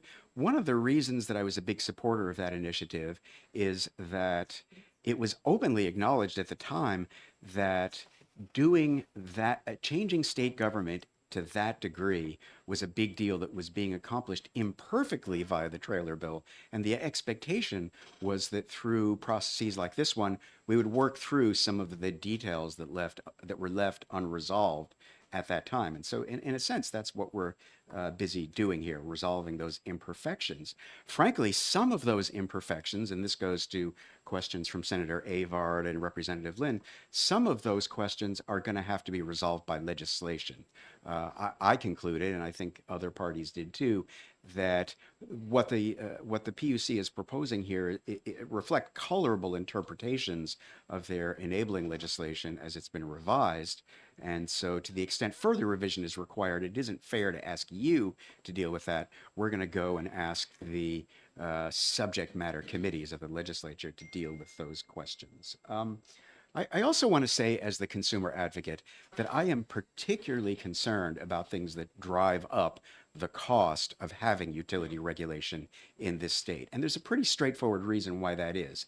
Every last cent of the cost of utility regulation in New Hampshire is taxed to the state's ratepayers. So when the process becomes needlessly complicated or difficult or challenging, ratepayers pay. We're the only wallet in the room, as I'm fond of saying. So given all of that, we've boiled our concerns down to this one provision of the rules that has to do with the way the PUC handles settlements. And I guess what I want to say about that is that if in fact nothing is changing about the PUC's method for dealing with settlements that are presented to it, then I don't understand, and I don't think you should understand, why the PUC needs to change the language of its rule. I think what the PUC is trying to do here is codifying a existing practice or a habit that has crept up in recent years, which is to pick apart settlements to a degree that it has not before. Now, I do not suggest to you that the PUC doesn't have its own independent authority to take a look at settlement agreements that are presented to it and not simply do what the Superior Court would do in approving a settlement of a routine bit of civil litigation. The PUC does have overarching authority to assess settlement agreements to make sure that they're lawful and serve the public interest. But what isn't helpful is when the PUC goes line by line or provision by provision from settlement agreements and cherry picks them. Even worse is when the PUC simply ignores settlement agreements, which is exactly what they did back in mid-November when they decided the big net metering case, docket 22060, that is pending before the commission. So that is the issue that we are raising here with you today. Now, Ms. Chiavara can address this on behalf of the utilities. From my perspective as consumer advocate, I can't enter into settlement agreements anymore because I have no assurance. Representative Lynn will appreciate this. When an attorney sits down to negotiate a settlement agreement, she or he does that by assessing litigation risk. You know, how does my proposed resolution of this case compare with what I think the tribunal's likely resolution of the case is going to be? When I can't do that assessment because I think the tribunal is going to just pick apart every little provision of the settlement agreement, then I can't assess the litigation risk, I can't sign settlement agreements, and therefore I have to bring every single issue on a contested basis before the tribunal. That's the situation I find myself in right now as consumer advocate. That's why, from my perspective, I think that the objection we have interposed is a reasonable one that you should take very seriously. I just want to make one little comment about something that isn't in our letter, and it has to do with the issue the department has raised, which has to do with briefs. I learned in law school that litigation, whether it happens in court or before an administrative tribunal, is an attorney-driven process, in that it's my job as an attorney representing a client before the PUC or before a court to decide how and what I want to say to the tribunal by way of legal argument and developing factual evidence and that sort of thing. So I've always understood briefing to be an opportunity for me as an attorney to raise arguments. I've never understood it to be a requirement. Obviously, if I'm given a briefing opportunity and I fail to use it, or I fail to use it adequately, that's on me. But I've never seen a tribunal before reserve the authority to require me to submit a brief, particularly at any time in the process. That is something that you should think about. The idea that the PUC can just, at any point when it occurs to it, it can tell parties to submit briefs. Now, I'm less concerned about that than the department is, because I really think that for the finish, the PUC can't really require a party to submit a brief. I mean, we'll have to test that. We'll see. The first time I lose a case because I didn't submit a brief when the PUC told me to, then I'll go before Chief Justice McDonald and his colleagues, and we'll see how they think about that. But I hear the concern of the department about that. I'm less worried about it than they are. My concern has to do with the settlement provision in the proposed rules. And now I will let Ms. Chiavara talk to you on behalf of the utilities. Thank you. Thank you, Attorney Crease. My comments will be relatively brief. Attorney Crease covered a lot of the points that I was going to make. I want to say that there is a lot of what Attorney Fuller said that I do agree with, including the efforts that went into these rules and the collaboration that was extended to the utilities to resolve issues right up into the last minute. And that's very much appreciated. I do want to make some points. I think something was referenced about parties seeking a rubber stamp of settlements. That is not what we're seeking. When parties enter into settlement agreements, they are doing so knowing that the standard is that it should be just and reasonable in the public interest, but it should also be evaluated such that it is the overall result of the settlement that would be just and reasonable and in the public interest. By changing the standard to the provisions of the settlement needing to be just and reasonable and in the public interest, I understand that the PUC said today it's not their intention for cases to be litigated, but if the practical effect is, as Attorney Crease just said, that he's not going to take the risk of entering into settlement negotiations, if the DOE decides they're not going to engage in the risk of entering into settlement negotiations because they will just end up having to incur the cost of litigation anyways, the utilities won't have anyone to bargain with. And there may be also interveners to the case, but without the DOE and the OCA there, those are two very important voices. And so even if it's not their intent, the practical effect will be an extreme chilling effect on the ability of parties to negotiate settlement. And it's that practical effect that we're concerned with. But when parties come together, often very diverse parties with very diverse interests, if we can come together on all of the issues in a docket and put forward a cohesive whole that says this resolves every issue in this docket and the result of it is just and reasonable, I don't think it's necessarily appropriate to subject that line by line and look at every element in isolation, because that it's anathema to settlements, the concept of settlements as a whole, because it fails to look at that whole. And so that's really all I have to say, and I'm happy to take questions. Questions from Representative Lynn. I have a question really for the consumer advocate. If I'm understanding correctly, you're saying that even under the existing rule, you're troubled by the way the PUC is now acting in sort of really fly-specking or really nitpicking settlement agreements and not approving them. So I guess my question is really, if they're doing it now under the existing rule, what's the, why don't we just leave the existing rule the way it is, and and if you have a problem, I guess you'll litigate it at some point. But I guess I don't quite understand what you're worried about if they're already doing under the existing rule what you don't like. That's an excellent question. So thank you for asking that. And so here's the reality. The PUC has always engaged in some degree of cherry picking settlements. And usually, or historically, the cherry picking has involved deciding that, oops, the consumer advocate and the PUC staff, now the Department of Energy, they didn't even go far enough. So we're going to impose some additional conditions on whatever utility is before the commission. And then, given the way the rules and given the way settlements are always structured, it really became the job of the utility to decide, am I going to just swallow this or am I going to litigate this? And the utility, every time I'd ever seen that happen, decided, all right, we'll go along with it. We'll take the additional haircut imposed by the regulator, and everybody lives happily ever after. If you change the rule to make it even more consistent with the rule, that the PUC can cherry pick settlements, then this process gets even more difficult in the way that I've articulated.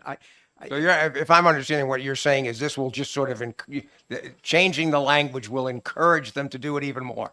Yes, that is what I'm saying. And what I would also ask you to think about is in a scenario where you have the consumer advocate representing residential ratepayers, the Department of Energy representing the executive branch and its plenary authority over the general good of the state, whatever utility or utilities are involved, and whatever other parties have chosen to intervene, when you have all of those parties coming before the PUC and saying, here's the answer, here is a reasonable compromise of all these issues. I mean, yes, the PUC has some independent authority to assess whether that all is in the public interest, but what does the PUC add to that consensus when it includes all of the parties whose interests the PUC could conceivably be expected to resolve? Now, remember what Attorney Fuller told you. The PUC's statutory job is to serve as the arbiter between the interests of utility shareholders and the interests of utility customers. It is a big deal when the PUC tells us and you that it knows better than what the shareholders and the customers have agreed to. Further questions from the committee? Would you like your options? Yeah, actually, I just want to ask, I have a question. I do want my options, but I have a question. So, Mr. Grease, if a settlement was put forward that had, one of the things I'm reading is that the provisions of the settlement are consistent with the applicable law, right? So let's just use that one criteria. If all those parties got together and put together a proposal for a settlement that wasn't appropriate to the application of law, that was in violation of the application of law, wouldn't it be appropriate for the PUC to reject that provision just on that reason alone? Yes.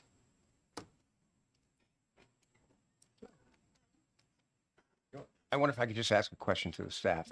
Am I understanding that the change in the language on the settlement aspect is from reviewing the results of the settlement to reviewing the provisions of the settlement, or is it more complicated? So it's slightly more complicated. So the original rule was 20320B, and it reads, the commission shall approve a disposition of any contested case by stipulation, settlement, consent, or order or default, if it determines that the result is just and reasonable and serves the public interest. The proposed rule reads, it's 20410B. It's on page 43 of the conditional approval packet. And it reads, the commission shall approve a disposition of any contested case by settlement agreement if it is determined that provisions of the settlement agreement are consistent with the applicable law, are just and reasonable, and serve the public interest. So they've changed the language from the result to provisions. My analysis is that it doesn't change that much, but it clearly people are disagreeing with that. So Thank you. That's very helpful. So why don't you give us our options here? So JLCAR at this point can either approve the rule, you can object to the rule on the basis of PUC 20410B, which is the one I just read, or you could postpone. The tentative January meeting is the 17th, and your deadline is not till the 21st. Senator Avard? Object to 20410B. Okay. It's a question on That's my mo- procedure. Is Senator Avar, was he seated? Yes. Oh, Yes. I apologize. I apologize. So, Senator I could Avard, stand if you like. so to do a preliminary objection, which is what you're asking to do, we have to give a reason. So what's the reason for the preliminary objection? So they can respond. I think it just complicates things, and I'm going to narrow it down to just more bureaucracy. Sorry. So my understanding is that the objection is to 20410B, because the language is unclear and unable to be enforced uniformly. Thank you. Okay. You're very good at this. All right, so Senator Avard's made a motion to a preliminary objection based on ambiguity. And it's been seconded by Senator Ennis, which I think is also seated. So all 5 senators here. there any further discussion? Yeah, I guess I would say I'm going to vote to consistent with the preliminary objection, but I have to say, particularly in light of the language that's been read, I really agree with the staff that I don't really see much, if any, substantive difference here between the language. And so for that reason, maybe it doesn't, we should just leave the language the way it is. It sounds like, though, from what the consumer advocate has said, I think his testimony was very helpful, that maybe there is a problem with the PUC sort of nitpicking settlements and that may or not, I don't know whether that's true or not, but if it is, I'm not sure that anything that we would do here would make much of a difference. But for that reason, I'm gonna support Senator Avar's So motion. to clarify also, the preliminary objection does give the agency the chance to go back and talk to stakeholders and they can make no change and keep it the way it is, or they can make a change and maybe they can come up with better language. It just gives them more time to do that. So we will see the result. So again, the motion is, you have a comment? Yes, thank you, Mr. Chair. I agree with Representative Lamb that it's distressing that we've got three agencies here fighting it out, because this is not the proper venue for such an action. And I hope that by objecting, you'll be able to clarify the language so that you all understand what it means. Thank you. Further discussion? All those in favor of the preliminary objection say aye. Aye. All those opposed, nay. The ayes have it.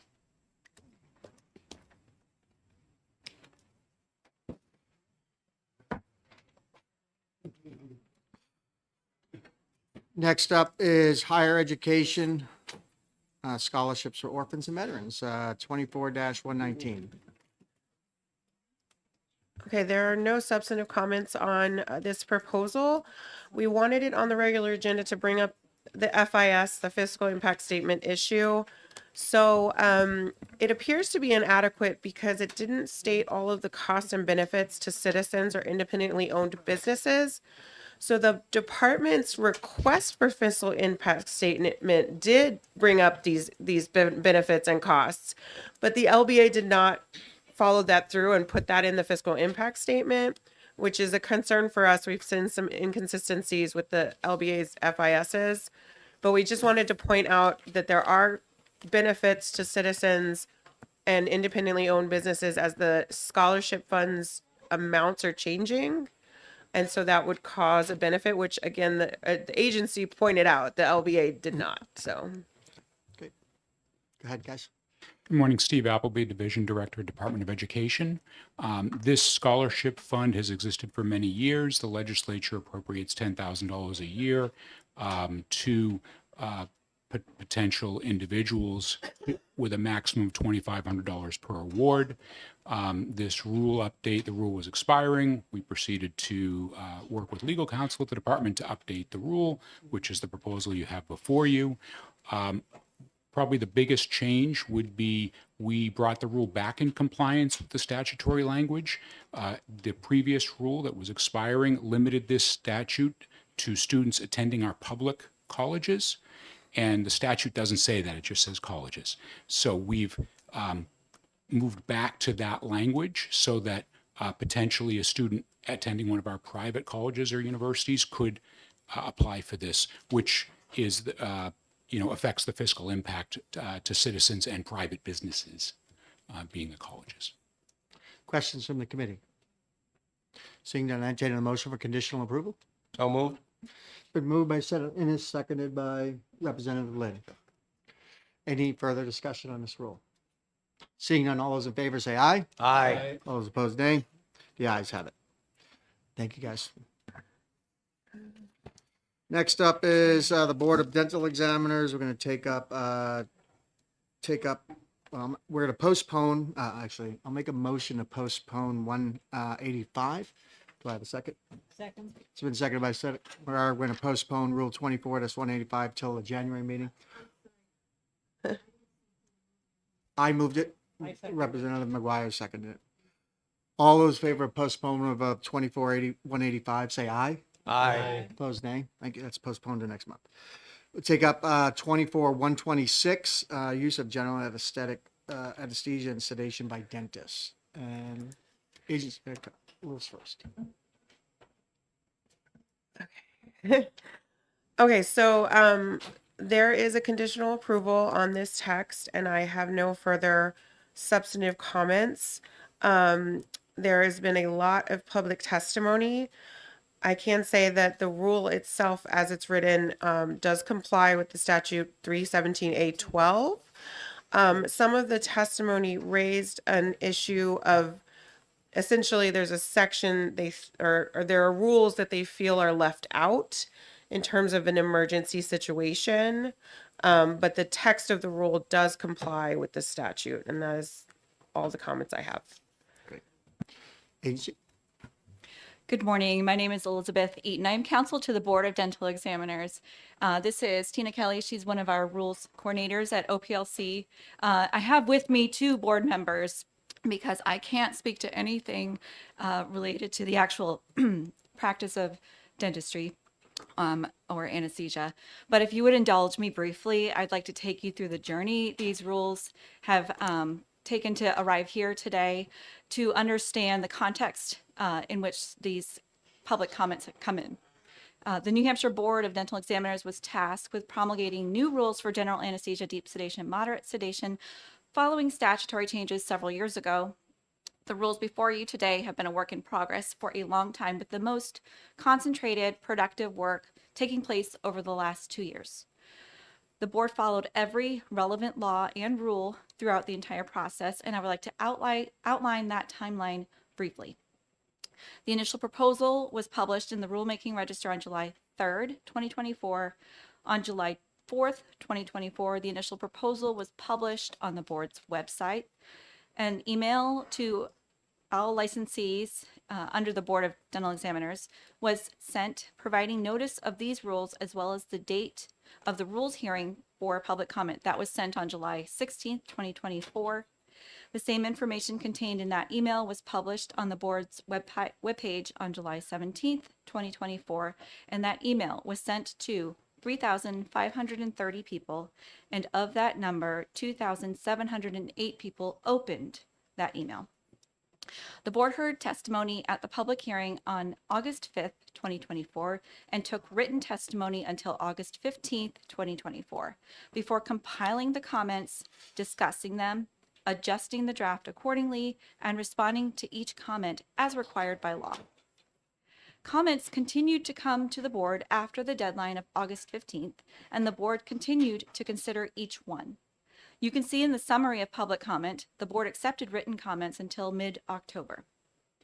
At the November meeting, the board accepted public comment during the public session of their meeting and heard more from licensees about these rules. They made last-minute adjustments to the final proposal after considering the comments made and then voted to file the final proposal. I'm trying to emphasize the board's efforts to comply with all relevant law while also considering the expertise of New Hampshire oral health professionals as well as nationally recognized standards.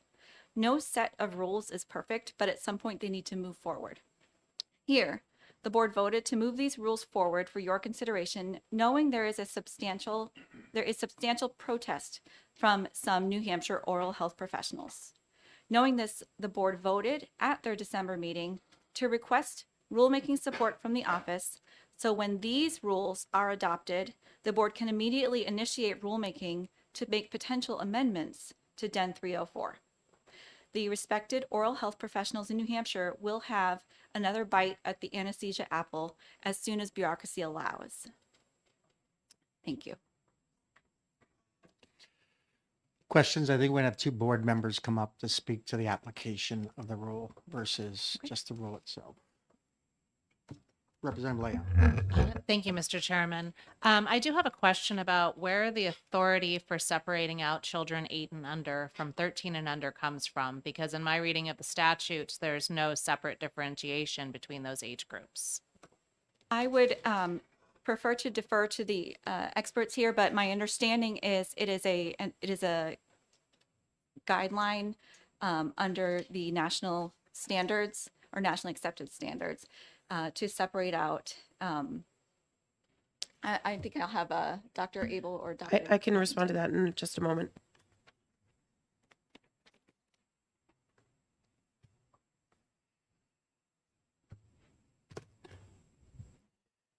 So the statute is So let me introduce myself. I'm Dr. Luddington, and this is Dr. Abel. 1 second, Doc. Let me let So let go the ahead. attorney respond the first. statute is 317A 12, and it is Roman numeral 12-A, and I think it's T or H. H. So the patients under age 13 shall be subject to additional rules, including, and then there's more criteria. And so our interpretation was that they set the line at 13, but allowed them to write rules regarding the different sections, either 0 through 8 to 9 through 13. Does that make sense? It does. You're allowing them to give more granularity than what is specifically laid out, and I understand. Yes, I I understand that choice. I think that's what the statute says. Dr. Luddington, go ahead. Yeah, Introduce so yourself. we are. Can you introduce both of you? Yeah, I'm Dr. Luddington. I'm Dr. Abel. I'm an oral surgeon. I practice in Manchester. I'm an endodontist, and I practice in Portsmouth. Both Dr. Abel and I are here for the betterment of the people of New Hampshire and the children of New Hampshire. That's who we're really representing. We went through a lot of literature and realized that we wanted to find an age that had the least amount of impact on access to care, but was the safest approach to children. We came up with 9 after doing that, and it seemed as though physiologically it's a lot easier to treat someone over 9 in that setting than it is under 9. So that was how the age was picked, so that we compromise the access to care as well as the safety of the children. Excuse me 1 second. Go ahead, Ruth. Go ahead, sir. I mean, I agree with everything Dr. Luddington just said. Okay, great. Representative Senator Magoo. Thank you, Mr. Chairman. My question is on the specificity between ages 8 and ages 13. PALS covers 8 and under. Generally, many of the treatments are weight dosed or weight dependent versus age dependent. But generally, PALS guidelines are applied 8 and under. So in these rules, 304.07A8A removes the ACLS requirement under the age of 13. So what do you do between ages 8 and 13 if we pass these rules? Maybe that's a question for somebody else, but in your view, I think I heard you mention age 9, actually. You're specifically referring to a requirement for ACLS? Yeah, correct. What's your opinion on that? Okay, well, there's 3 types of permits that are permitted for familiar. providers. Yeah. And the permit for general anesthesia, deep sedation would require ACLS and PALS because they can give it to any age from 0 up to 100. The moderate sedation permits, if it's 13 and above, they have to have ACLS. If it's 9 and above, because there's a pediatric moderate permit, they'd have to have PALS and ACLS. So the proposed rules remove the ACLS requirement for under the age of 13 and require PALS only. But PALS guidelines generally apply up to the age of 8. And you treat patients over the age of 8 under emergency cardiac care guidelines taught through ACLS. Right? So there's a gap. So the rules as proposed are potentially flawed.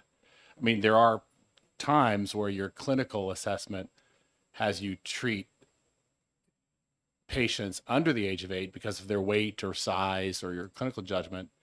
You'll treat them under ACLS guidelines, even if they're under 8, or under PALS guidelines if they're over 8, weight dosed. I mean, you understand the clinical judgment involved. Yes.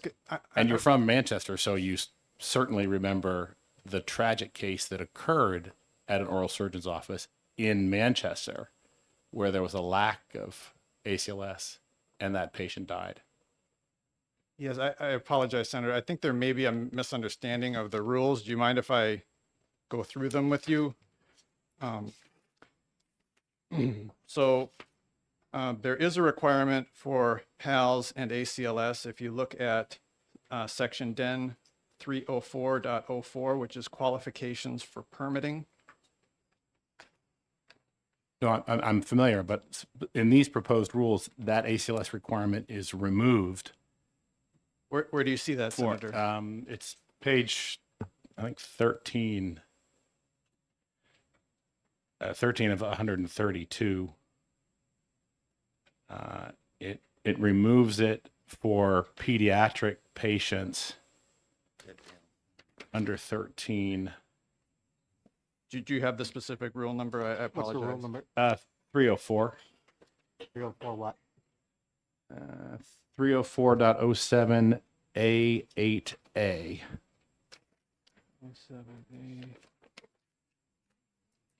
8A. Okay. So it just creates a bit of a gap Okay. between 8 and 13 and potentially elsewhere if there's a certain clinical case. So that was a response to feedback we got from various providers. The qualified provider is going to be your anesthesia provider. So if you look at the definitions in the beginning, the qualified provider could be a dentist who has a general anesthesia deep sedation permit. It could be a medical anesthesiologist, or it could be a nurse anesthetist. Mm-hmm. This 8 that you're referring to is saying the second person. So you already have that anesthesiologist. The second person is going to be your dentist who's doing the filling or extraction or whatever the procedure is. That's the person who is okay to have BLS because they're like the backup person, if you will. Okay, I follow you, but you really can't care for, in an emergency cardiac care situation, ACLS and PALS teaches you fundamentally a team approach, right? The whole course is based on a team approach, and the very first part of either of those curricula is you can't do this alone. It's the first and last thing you teach is you can't do it alone. In fact, they teach it takes a minimum of 3 and preferably 6 for American Heart Association guidelines for either ACLS or PALS. And I know you know that because I'm sure you're ACLS or PALS certified. Yes, Senator. So the decision is just, with access to care, if you will. So if we do that, if we do what you're proposing, then every dentist who wants to bring in an anesthesiologist, whether they're doing a filling or whatever procedure, would have to have ACLS. And that is the vast majority of dentists in New Hampshire do not have ACLS unless they're anesthesia trained. That's for oral conscious sedation you're talking about, right? In the dental ACLS, dental ALS course, that's oral conscious sedation. That's take 2 triazolam in the waiting room, right? We're talking about general anesthesia here that oral maxillofacial surgeons are trained in, 32-week residency. I read your papers, and that's a different type of sedation. Oral conscious sedation, take 2 pills in the waiting room, different story. General anesthesia, Mallampati grade 4 airway, dies, fentanyl adverse event, different situation, right? We're talking about 2 different animals here, right? I don't think so. I am talking about deep sedation general anesthesia because in the DEN 30404, it's requiring that the dentist who's going to have that deep sedation general anesthesia permit has to have ACLS and PALS. And then in DEN 30407 that you're referring to, it's talking about the dentist, the operator, the surgeon, if you will, having to also, you're saying they should also have ACLS and PALS, which we could certainly do if that's what the consensus on the committee is, but that's going to be even more of a access to care issue because now every dentist in the state is going to have ACLS to bring in an anesthesiologist. No, I'm asking you about removing the requirement for ACLS to treat any patient under general anesthesia in a dental office. I don't think we did that because as I was saying in DEN 30404 qualifications for permitting, I read it. It still says that they have to have ACLS and PALS. But for these, in the pediatric setting where I think it's actually even more dangerous, and that's my opinion, I guess. Well, no, 30407, 304.07, this is page, maybe I'm on page 12, I guess, actually. Response, this is from Matt Smith.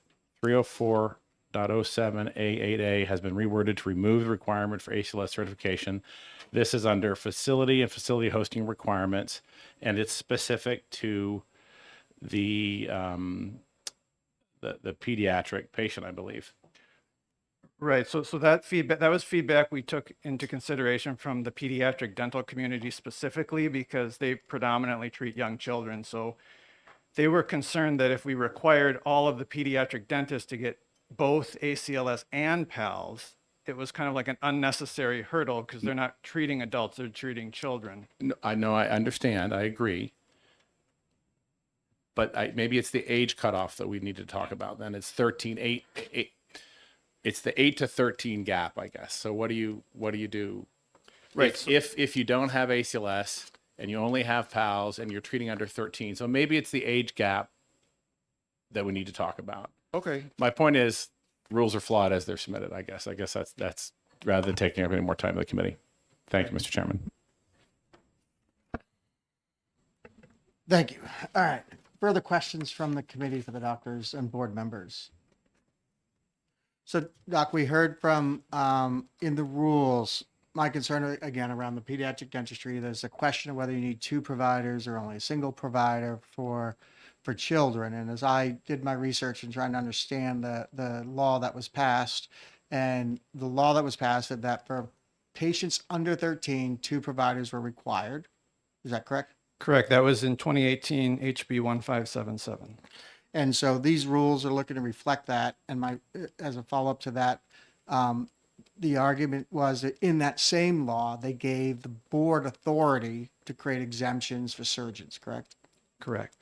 And what the board did was it created those exemptions for the children under from 9 to 13 and said that you have one set of criteria, which is you could have one person who is certified in all the appropriate provisions. But if you were under the age of 8, you had to have two providers, or 8 and under, you had to have two providers. An anesthesiologist's only job is to monitor the child, and then the surgeon whose job is to do the actual work. Is that my understanding of what these rules are looking to do and adopt? Yes, that's correct. So the question came up about emergencies, and I had this question too. Kid goes to the emergency room with a baseball bat to the face. They call a surgeon, and the kid is transported to the doctor's office for whatever necessary work is needed to be done due to this baseball bat to the face. And they don't have an anesthesiologist, and the kid's 8 years old. What happens? Okay, so we have 3 provisions in that situation, which we responded to in the feedback that was provided to the committee. So one option would be to give the child moderate sedation. If you felt they needed sedation, don't give them the full deep where they're unconscious. Give them a conscious moderate sedation instead. Another option would be to bring in a separate anesthesia provider. So that could be, again, certified registered nurse anesthetist. It could be a dentist anesthesiologist, could be a physician. And then your third option would be to take them to the hospital or surgery center. And actually, when HB 1577 was passed by the legislature in 2018, something that I thought was very shrewd on behalf of the legislature is they actually looked at the statutes that involved insurance reimbursement, and they raised the age for the requirement for anesthesia facility reimbursement for dental procedures to 13, whereas it was 6. So I feel like the legislature has done everything it can to provide alternatives to the public beyond having a dentist give general anesthesia to the child with just the staff and no anesthesiologist there. Okay. So one more follow-up. So again, I'm trying to understand this and the concerns of access of care, which I think is one of the big concerns that was discussed by having required 2 providers, that surgeons would have trouble providing care for students or for patients or delay care patients. But when I read the 2019, there was a guideline put out by both the AAP, the Association of Pediatric providers, as well as the Association for Pediatric Dental Providers. It specifically requires for kids under, it says that two should be required for under age 8 in their own guidelines for pediatric dentists. So is that, again, did you take these kind of rules that looking at the AP and the, whatever the one is for the pediatric dentists, those model guidelines, and use that to develop the provisions that were put forth? Go ahead. Yes, so the scientific bodies in dentistry, which would include the American Association of Oral and Maxillofacial Surgeons, the American Society of Dentist Anesthesiologists, the American Academy of Pediatric Dentistry, they have done a number of excellent publications and research on their own part about making in-office anesthesia for dentists as safe as possible. So we looked at theirs, and then we also looked at medical publications. So what you're referring to is a publication that was a joint publication between the American Academy of Pediatrics, which is a physician organization, and the American Academy of Pediatric Dentistry. And where the two collaborated and published that document, they were saying there should be a separate provider for deep sedation general anesthesia for young children. Right. Specifically, they say, however, we're aware of adverse outcomes when a single dental provider simultaneously performs the procedure and administers deep sedation or general anesthesia for dental procedures. And then these guidelines ensure the safety of patients to undergo the procedure. So your goal was to deal with those adverse effects for younger patients, and yet still give the surgeon some wiggle room in the older kids, for lack of a better phrase. Senator Lang, one of the things that we took into account is there's a balance between safety and access to care, and we tried to come up with a compromise that would work the best for everyone. And it is difficult at times. I'm an endodontist. I deal with emergencies. There are people this afternoon that don't know my name that I'll be seeing. And there's a certain segment of emergencies that have to go to the hospital, and there's certain that you can deal with. But in our community, I have yet to see, and I deal with trauma to the face all the time, a collaboration of providers that can't give that patient access to care. Further questions by the committee? Representative Leon. Thank you, Mr. Chairman. And thank you, gentlemen, for coming and bringing this expertise. I'm sure you're thankful that you practice in Manchester, where there are a lot of other providers around you. And I think that one of the things to look at is the guidelines, such as from the Association of Oral Maxillofacial Surgeons, who are able to balance the needs both in highly populated areas and those more rural areas with less access to care. And I'm curious how you weighted the safety of children up in the North Country with their access to care, should they not be able to make it down to an area like Manchester in order to get these procedures done. There's a few comments I could make about that. I guess the first is, the legislature seemed to make it quite clear in 2018 when they passed House Bill 1577 that there should be a separate anesthesia provider for ages 12 and under. Now, they did grant the dental board the authority to determine a policy for exemptions to oral surgeons. However, the legislature could have said, we exempt all oral surgeons, but they didn't. The next move of the dental board was 1 year later, the dental board said, well, we'll just exempt all oral surgeons.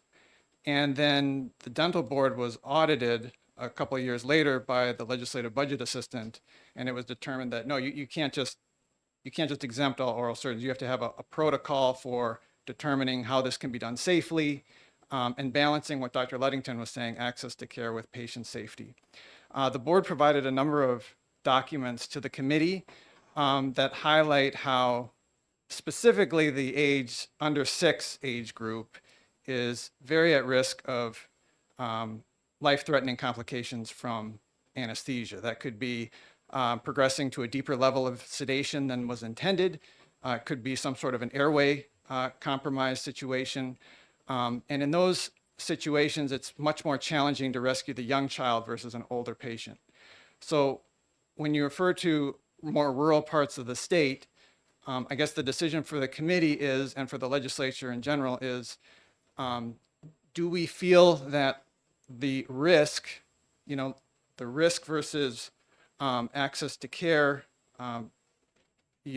scale, is it tilted more towards risk when you get to a very young patient population And the dental board felt that yes, for the 8 and under age group, the requirement for a separate provider for deep sedation general anesthesia, the risk outweighed the benefit. Now, like I said, they could still do moderate sedation in the rural area. They could still bring in a separate provider, or they could still take them to a hospital setting if they need deep sedation. But their other option would be moderate. Can I speak for a minute? In the healthcare professions, this is the only segment that allows for one provider to be present for a child doing the procedure and doing the anesthesia. Only place in healthcare profession. If you go for a colonoscopy and you're 50 years old, there's going to be an anesthesiologist there. There's going to be a doctor there. So I really think that we need to become in line with the general population of medical providers. So yes, as a follow-up, I guess I wasn't quite sure how doing a 32-week rotation in anesthesiology wasn't considered an adequate qualification for the oral and maxillofacial surgeon, since that's required for board licensure. That wouldn't feel like a blanket statement. But now I'm trying to understand how you can look at data for pediatric patients 6 and under and then apply those rules to patients 8 and under. I appreciate how you're trying to balance patient safety, but to me, looking at how the rules have been implemented, to me, it just seems too far from where the legislative intent is with how the rules are being implemented. So I still continue to have a significant problem with how they're implemented, although I appreciate how you're trying to balance safety first. So I appreciate that effort. I just disagree on how it's being done. Representative Lynn. Thank you, Mr. Chair. I wonder if I could ask, just could you tell us generally around the country, other states, what is their rule with regard, if we were to adopt this proposal, would we be consistent with what the majority of other states do, or would we have more restrictions than most states? My understanding is New Hampshire would be the first state to actually require the second provider under a certain age group. Now, there are other states that have a more restrictive policy for which oral surgeons would qualify to get a permit. For instance, we provided to the committee the model American Academy of the American Academy of Periodontics, American Association of Oral Surgeons, and American Society of Dentists and Anesthesiologists proposed rules, which some states have adopted, and that requires for ages 8 and under, these are their official national guidelines, ages 8 and under, you can get a permit to provide deep sedation general anesthesia. However, you have to do at least 50 cases every 2 years to qualify for the permit. So that would be a small number of oral surgeons that would qualify, but they could still get the permit if they do that volume of patients. And can I ask a follow-up? One follow-up. Could you tell us? I've heard that, and this is what I'm really asking about. That the concern for children under 8 stems from a particularly unfortunate incident that happened in California, which apparently adopted national notoriety. But I'm wondering if you could tell us, in the states that have a looser requirement than this rule would propose, have there, can you tell us anything about, have there been a consistent history of problems of unfortunate outcomes with young children? Yeah, I would like to, first of all, the board, and I was one that initiated this, there was no reporting of any adverse effect in the dental office unless it was voluntary. And now we are requiring you to report if a patient is admitted to the hospital within 48 hours, even if it's not dental related, if they were in your office, they have to report it to the dental board so they can investigate. Unfortunately, the only time you hear about this is when there's litigation.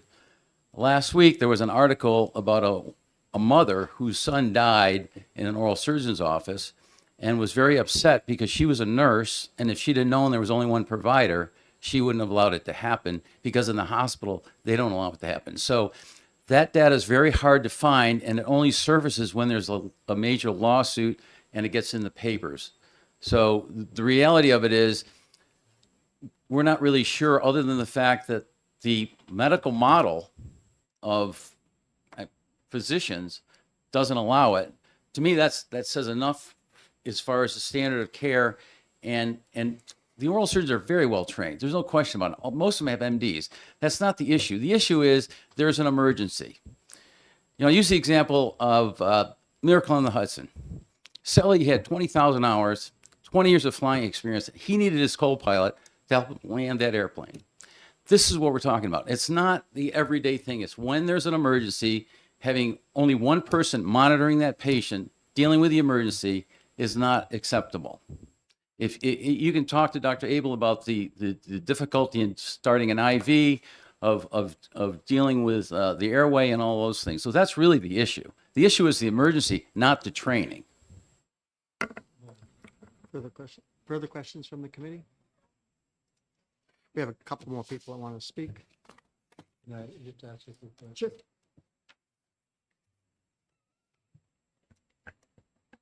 So I've had several oral surgeon situations, but I'm also a fully grown human being of considerable age.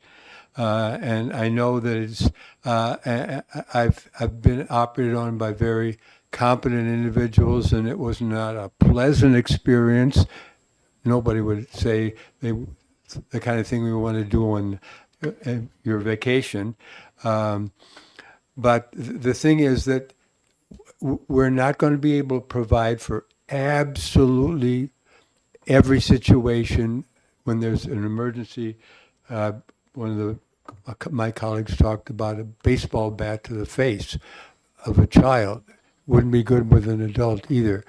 So what is the practical result? I'm listening. I have some experience with this, as I said. I'm listening and I'm wondering how many, and Representative Leon talked about somebody up in the North Country. They got to be helicoptered in to get there within any kind of a reasonable time frame and so forth. We're not going to be able to save absolutely everybody under every circumstance. That's not feasible. So we have to consider practicability, and I think Dr. Ludington, if I got your name correct, sir, where you want to have that second person there. I get that, but if you basically can't have that, then what are the alternatives? So Representative, if you're in the North Country and you have a heart attack, you go to the hospital and you need bypass surgery, they'll make it happen. We need to maybe adjust our delivery system, but the bottom line is, I won't know the 6-year-old that I saved his life, but access to care, I don't think is really an issue in this state. The North Country, I'm fine. I literally have people drive down to see me, not because of my, office decor or my personality, but they just like to come see me. But they go past probably 5 or 6 endodontists on the way down here. So the reality of it is, I can't see in this state the access to care in the North Country being an issue when we're looking at the safety of children. Representative Lynn? So I wonder if I could just follow. If I'm understanding correctly, and I think this was something that I didn't understand, and it's very helpful to know this. But if I understand correctly, what you're saying is that, take it outside of the dental context for a moment. What you're saying is, in any other context but dentistry, if somebody is going to be put under general anesthesia, there needs to be 2 people present. Is that right? So if that's true, if I'm understanding correctly, then these dental regulations would already make an exception to that for children that are over the age of 13, or I'm sorry, from 9 to 13 and over. So there's already a difference, which apparently the Dental Society thinks is okay, to say you don't need to have 2 people present if you're doing dental surgery of some kind and the person is 9 years or older.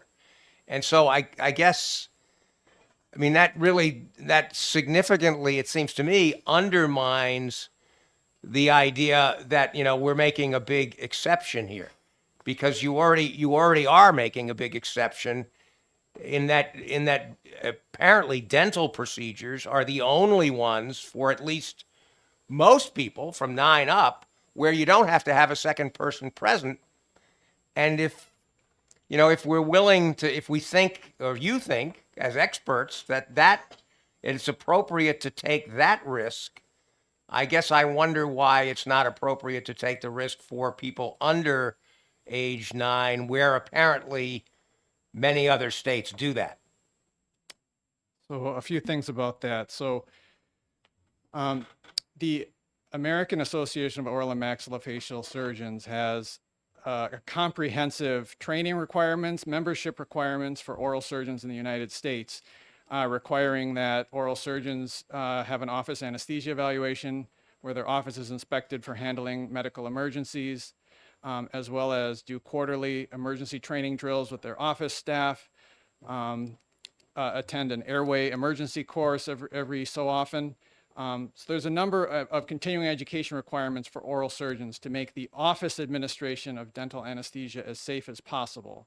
And additionally, the oral surgeon is working in the mouth, which is the patient's airway where they're breathing, which is the most common area of concern under sedation, that there would be a respiratory emergency. The oral surgeon is right there to manage it. Now, when we get to a younger age group, we provided publications to the committee that shows how the risk versus ease of emergency management changes as the child gets younger. Once they get in that, specifically the 6 and under age group, although like I was saying, the American Association of Oral and Maxillofacial Surgeons, American Society of Dentist Anesthesiologists, and American Academy of Periodontology pick the age of 8 and under, is a more risk age group. The children are more susceptible to the anesthesia. They're more likely to have a life-threatening airway event. And if you have to rescue them, they'll be harder to put in a breathing tube. They'll be harder to do an emergency cricothyroidotomy. Find a vein for all of that. So that was the reason for picking specifically the younger age group to require the second provider. Thank you. Thank you, gentlemen, for being here. Just on the reporting thing with, if a child goes to the hospital and reporting to the dental association or whatever, does any other state do that? I'm sorry, I can't. Does any other state do that as far as the reporting when a child goes under sedation?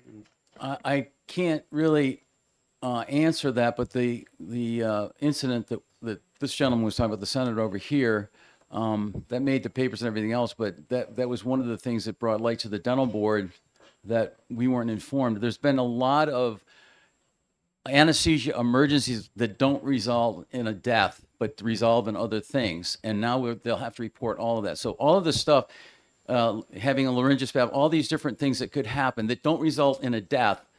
We're not just talking about a patient dying. We're talking about, what happens when this, child goes into this problem. And so making it death being the final outcome that you have to report, no, it's any adverse effect. So I can't answer that question.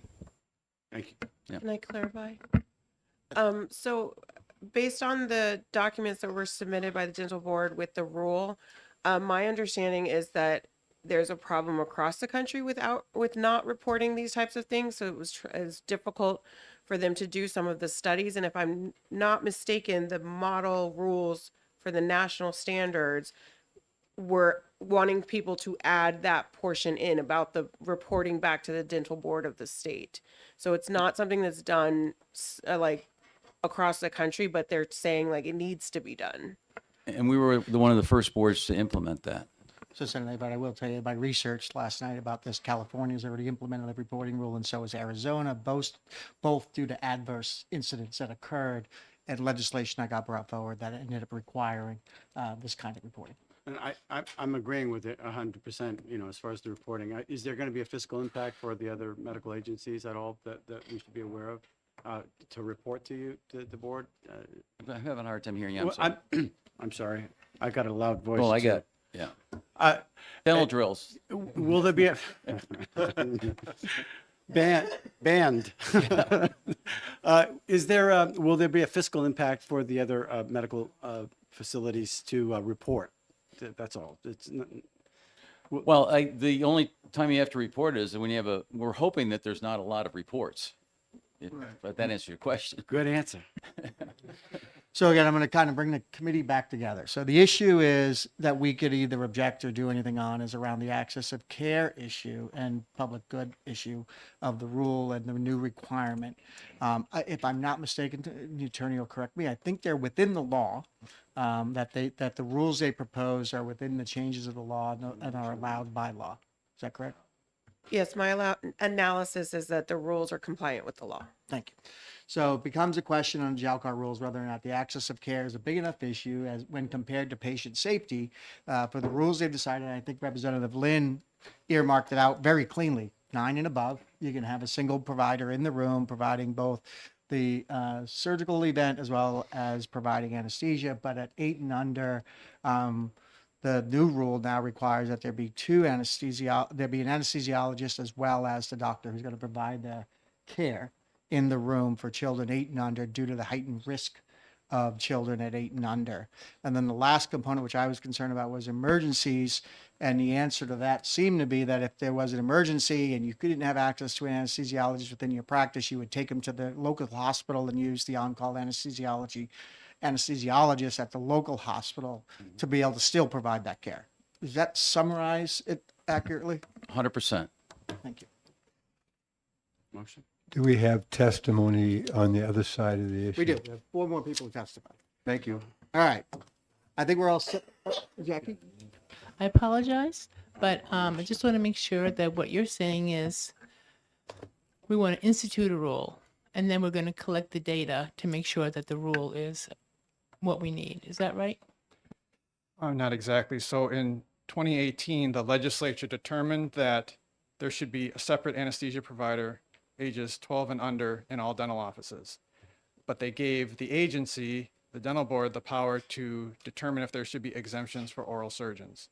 So we looked from a safety standpoint and determined what age that there should be the 2 and what age there could be an exemption. Fine, thank you. Thank you, guys. Next up, we'll have Jonathan Bean.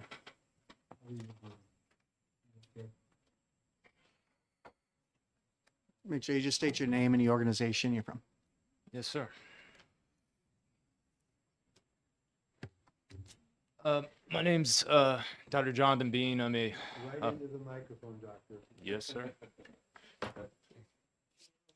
Better. I'm a board certified oral and maxillofacial surgeon operating out of Manchester and Pembroke. However, I have also worked in other regions of the state, including the North Country and North Conway, Salem, and Nashua. Just to address some of the things that were just mentioned, I would completely argue that North Country does have an access of care issue already, and it's a challenge to even staff our offices up there. What's more is if you were to have a heart attack in the North Country, I doubt that you want a cabbage performed at the Memorial Hospital down the street.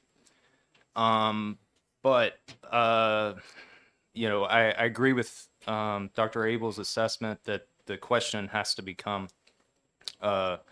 risk versus access to care. I think that is something we do have to consider when we consider these things. But I share a number of my dental colleagues' concerns with the rules that have been set out in DEN 304 in regards to access to care and the financial burden that is placed on the patient. I currently hold privileges at CMC and Elliott Hospital Systems. I previously held privileges at St. Joe's and Southern. I will tell you that as it stands currently today, there is little to no oral surgery coverage at the hospital in this state. Plymouth is at about 100%, I believe, and then Dartmouth at 100%. Elliott has about 60% of oral surgery coverage for 365 days out of the year. which means that if there is a child that falls in this age range that gets hit in the face with a bat, I don't know that I would use that example right off, but if they have a dental infection because they haven't been able to get access to care, because they haven't been able to get into an office that has an anesthesia provider, and I doubt that that anesthesia provider is going to be ready to go on a moment's notice for that emergency. By the way, they're a month behind scheduling out. Then that kid has to be transferred to a tertiary center such as Dartmouth or Boston Hospital, assuming that that hospital even has a bed available for them. Otherwise, that kid is stuck with minimal management in an ER until adequate care can be found. I recently was consulted on a 5-year-old kid, little girl that had a dental infection associated with a caries or cavity on her tooth. The infection had involved the left side of her face. She was admitted to the Elliott Hospital System and administered IV antibiotics, and I was consulted on the case. I eventually took that patient to the operating room for removal of that single tooth, drainage of her facial infection, and the infection did eventually resolve. However, that 5-year-old had to sit up in the hospital for 5 days being treated with this condition, face swollen, miserable, with her parent in attendance, all for a procedure that could have been managed in an outpatient under $1,000. And currently, an uninsured patient that had that experience is likely to be billed somewhere around $40,000 to $50,000. So, in addition to the terrible experience that she had sitting up there, the financial burden that's placed on that patient and her family is very significant. These changes that we are making with DEN 304, they are going to alter our access to care. We can debate all day on how much, but we are going to push a number of these patients into the hospital system to be treated. A hospital system that currently does not have the means to manage it. So my concern is that if these rules go through as they are written, and I think they're poorly written, to say the least, not just on the basis of what they're doing,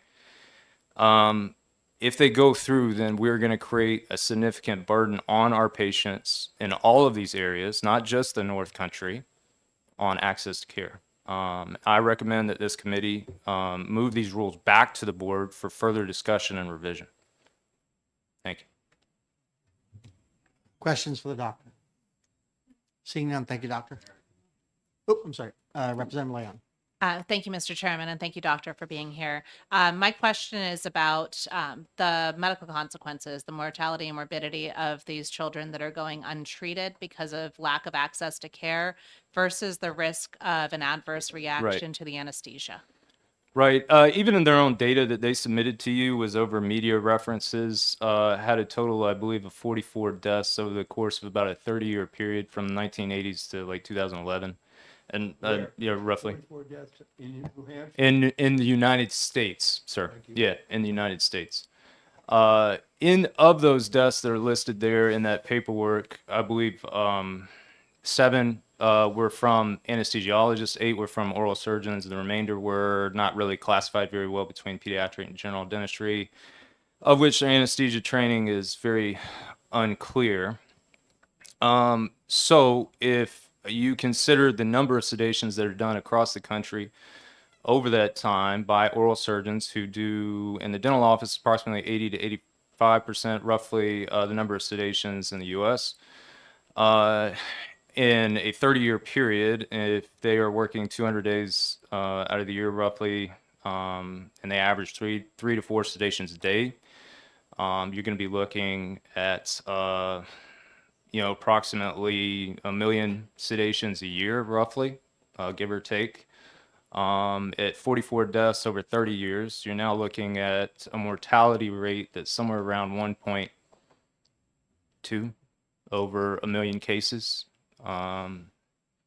So the rate that you would see for dental abscess or infection and the potential for it to progress to something that involves the airway, complicates the airway for the anesthesia providers, even in the operating room, is probably similar, or higher. Now, if you add into the fact that you're letting this kid just sit there and progress into one of these scenarios, understand the definitive treatment. There's some providers that may try to say that, antibiotics would be, well, they can get antibiotics. They can get oral antibiotics. They can get IV antibiotics. That's true up to a point, and there's a certain percentage, depending on the scenario, that are not going to respond to that IV antibiotics. Those are the kids that see me ultimately in the hospital, right? So these are children that have already had the opportunity to be treated as an outpatient by their dentist, by a specialist, and they have not had definitive care. They don't have something called source control. As a surgeon, any surgeon would tell you, general surgery, trauma, orthopedics, that if you have any kind of infection, the source control is the most important part. So that you have to be able to, in our case, take out a bad tooth on a kid in order to have control over that infection. If you cannot do that, you are not adequately treating that infection. It always has a chance to progress. That bacteria has a chance to become more virulent. So yes, it creates a bigger and bigger problem the longer you wait and the increase in access to care. So to answer your question. Senator McHugh. Thank you, Mr. Chairman. I've just got a question for you about this 44 number over 30 years and the data reporting. We've had a little discussion about whether we should report more and how, whether that's even accurate, and how good we were generally across the country at collecting data on adverse events, and if there was an adverse event in a dental office that was subsequently recognized and transported to the ER and then resulted as a death, would that be included in that number, especially 5, 10, 20, 30 years ago? And then if you, like you did, extrapolate 44 years or 44 deaths on an ongoing basis to come up with some other number, right? How valid is that data at all, especially going back 25, 30 years? Yeah, sorry. Yeah, that's a very fair question. That data is probably not perfect, no doubt, as far as it being 44 deaths over that time, which is part of the argument they actually make in that article. However, what I would, say and against that is that if you look at our state, there's approximately 50 of us that are registered within the New Hampshire Society of Oral and Maxillofacial Surgery. 30 of us are probably full-time within the state itself and don't go outside. That's about the size of a small class or decent classroom in the state of New Hampshire. I can guarantee you, if one of us had a death in this state, every single one of us would at least know about it. That being said, like how it's reported, how you access that from other states, not perfect. And I actually agree with Dr. Ludington that should be, like, the reporting is very important. And I think that is something that should be included personally. But I don't disagree with the reporting aspect of it. That's very important. Senator Innes. Thank you, Doctor, for being here. Appreciate it. Just a couple quick questions. You administer anesthesia in your work, is that correct? Yes. Okay. And you charge the patients or the insurance companies for that, right? Not the same as an anesthesia provider typically, no. Okay. In what way is it different? Less time. Mm-hmm. So, for example, if you come into my office for a I ran procedure into a that's going tetherball pole when I was 12. So let's say I show up. Yeah, I'm metal across the front. if you have, I've been and this there. this may be a little more personal preference on how I practice, but no, generally as a whole, we tend to bill less of our time than the anesthesia providers within the state. If you come in and you have a procedure that is, 2 hours long, let's say it's extensive, whatever it is you're having done. It was. So I'm not going to bill for that whole time on anesthesia. Yeah, I have a cutoff, and that just has to do with the total financial burden I'm putting on somebody. Okay. That's a conscious decision, and most of my partners act in that same way. In other states I practice in, I've actually charged even less. So to think in a state that you're already charging, you're probably one of the more, New Hampshire as a whole is one of the more expensive states to get dental care as a whole. You're now going to increase that cost significantly just as an outpatient, not to mention the inpatient risk and increase you're going to see. I think it's tough because you're looking at it, you're trying to be safe for these pediatric cases, I understand, but you're going to incur an increased cost. What's more is, as I understand it, these anesthesia providers in the state that provide services in these offices, most of them have minimums on how much that they bill for. So if you are a 6-year-old kid coming to an outside office and you have one tooth that needs to come out and it takes all of 5 minutes for me to do that procedure, that anesthesia provider says, no, I'm going to bill for the full hour.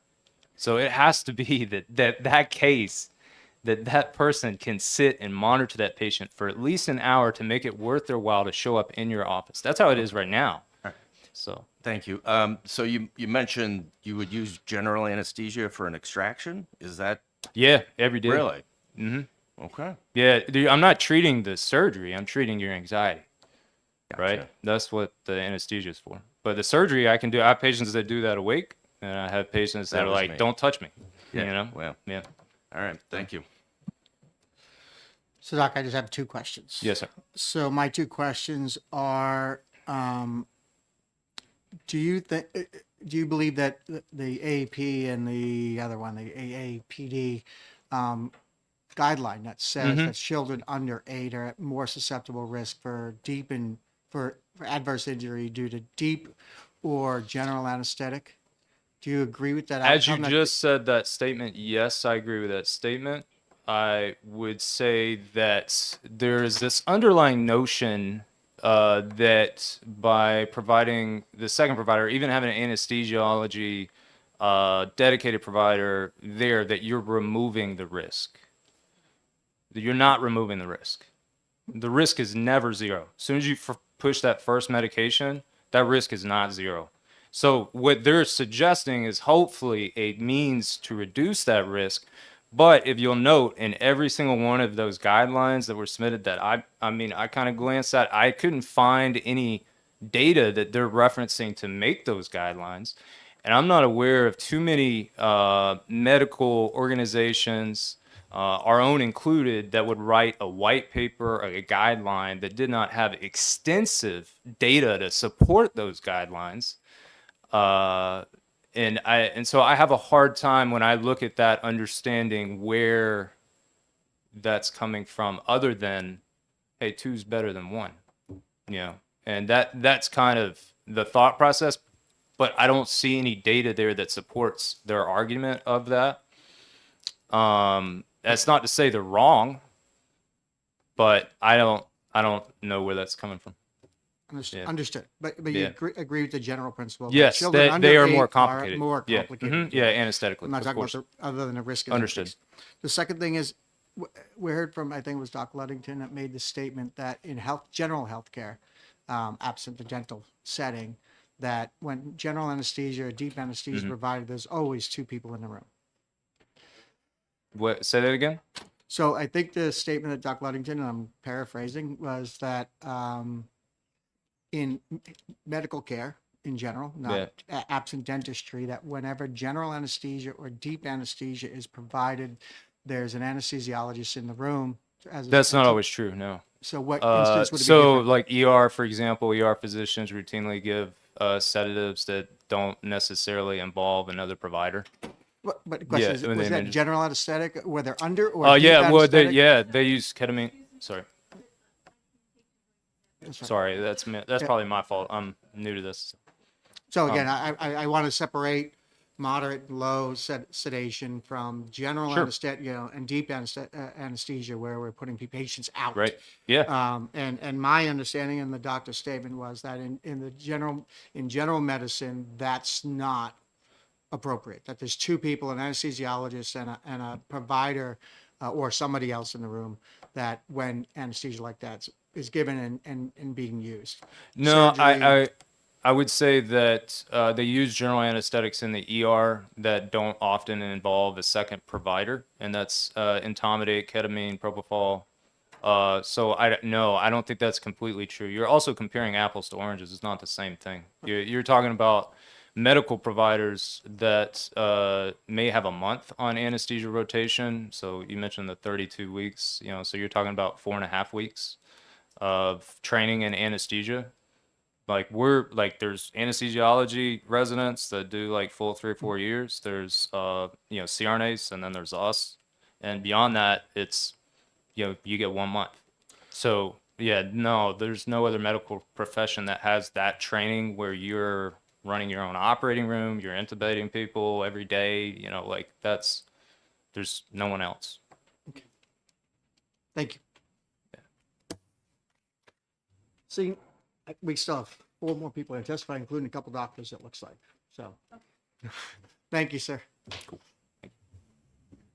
Let's have Tommy Burke. And just state your name and the organization you're here with.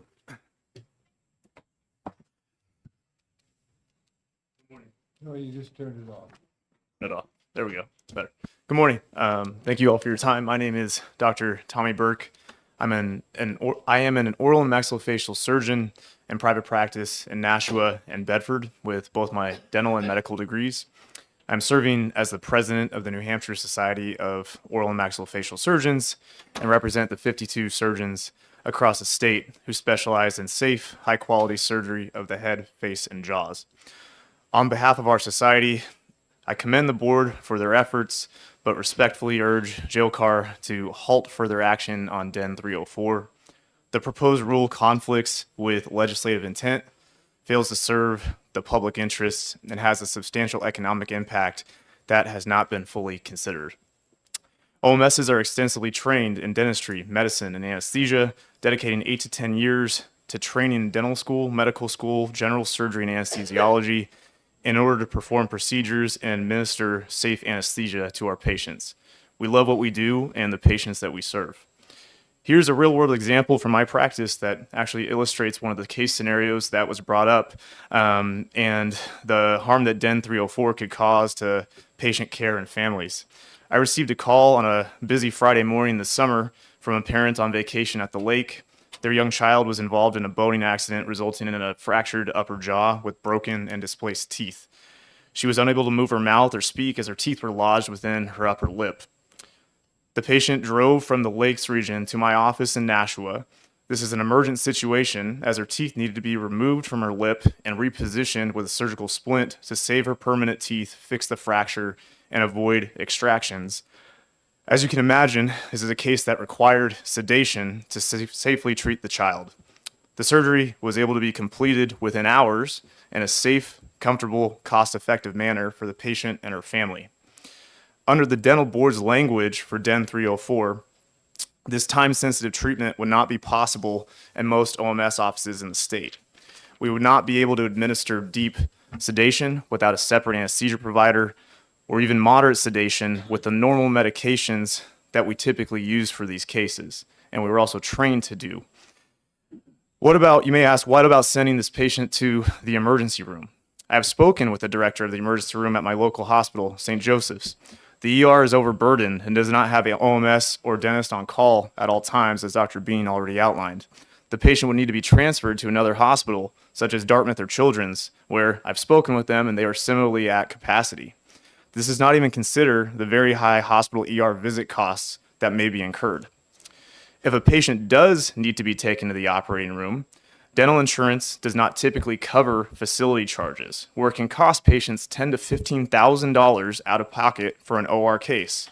This could be as simple as extracting a single tooth and does not even include the cost of the surgery itself. I do not feel DEN 304 has adequately recognized this additional cost on both the system overall, but individual families. Itinerant anesthesia providers are not typically available on a same-day on-call basis and are often booked out for months. They can also come with additional fees where patients can be required to pay in full prior to procedures up to $1,000 per hour. I would encourage JLCAR to make decisions based on clinical data from the state. And I understand there's been a discussion about data and collection, and certainly that's something that we all are interested in obtaining so that we can do the safest thing for our patients and for our communities. However, I would ask the question, have there been documented adverse outcomes? It's a very small community, as Dr. Bean outlined. I feel like we would all be very aware in a timely manner if there was a large adverse outcome. There's no other state in the country that has implemented these policies. Even in states such as California, North Carolina, and Texas, where there have been adverse outcomes and they've performed studies, and they decided to not do that because there's a lack of data to support such a sweeping policy change. I cannot imagine it was the legislature's intent to exclude an entire subsection of our population without any justification. No set of rules is perfect, but this is far from it and does not incorporate our specialty or other dental specialties input. We respectfully ask you to halt further action on DEN 304 and direct the board to redraft the rule in alignment with public interest, legislative intent, and nationally recognized standards. Thank you very much for your time and consideration.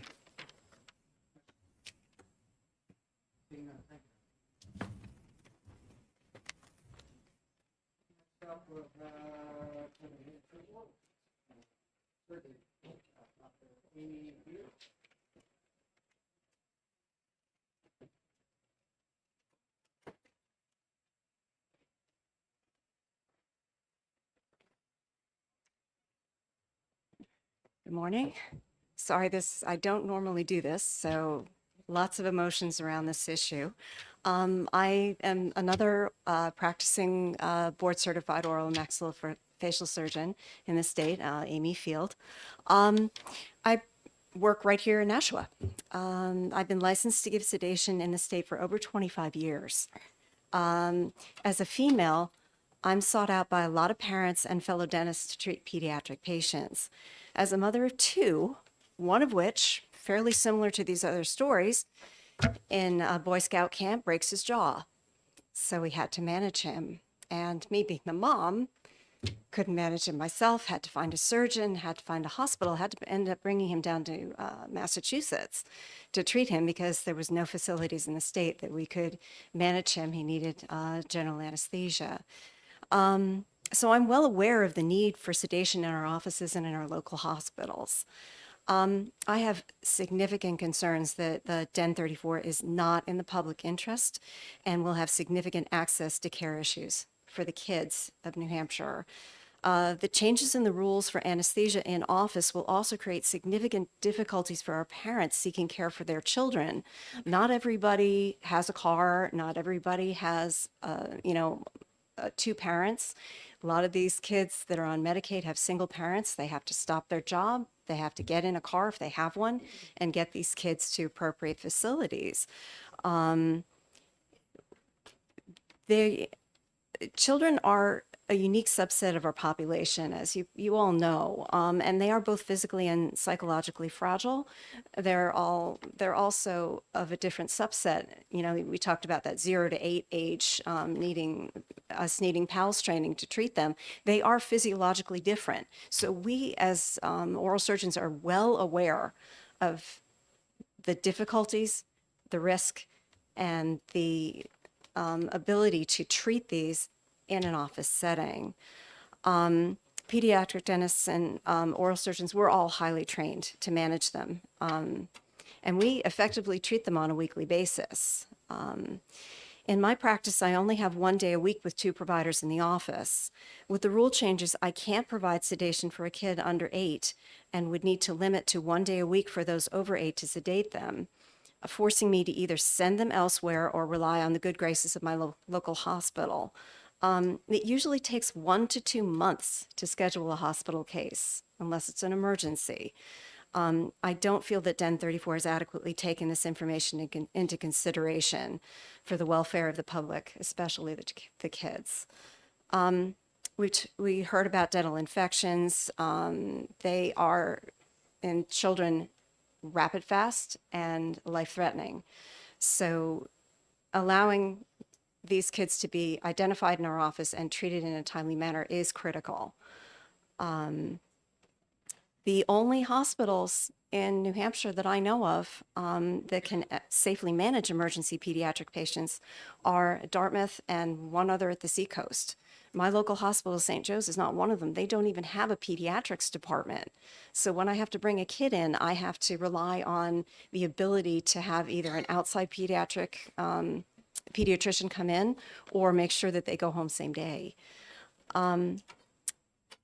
There's one other point that I wanted to clarify, if that would be helpful. Just because it says one provider doesn't mean there's one person in the room. We have 3 dedicated staff with each of our pediatric patients, one monitoring, one assisting, and then the doctor that's actually performing the procedure. So we're not working in a vacuum.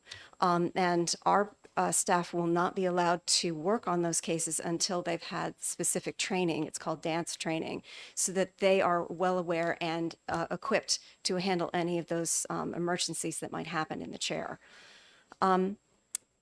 I'm one of the few Medicaid providers in the state, so I see a lot of kids, well over 50 a year in this age, under 6 to 13 group. If these rules go into effect, basically, I have no idea where I'm going to send these kids. I can't send them all up to Manchester. I can't send them all up to Dartmouth. Maybe I can send them across state lines, but that is going to be extremely expensive and extremely difficult for the parents of these kids to make that happen. So thank you for hearing me out. Appreciate your time. Oh, sorry.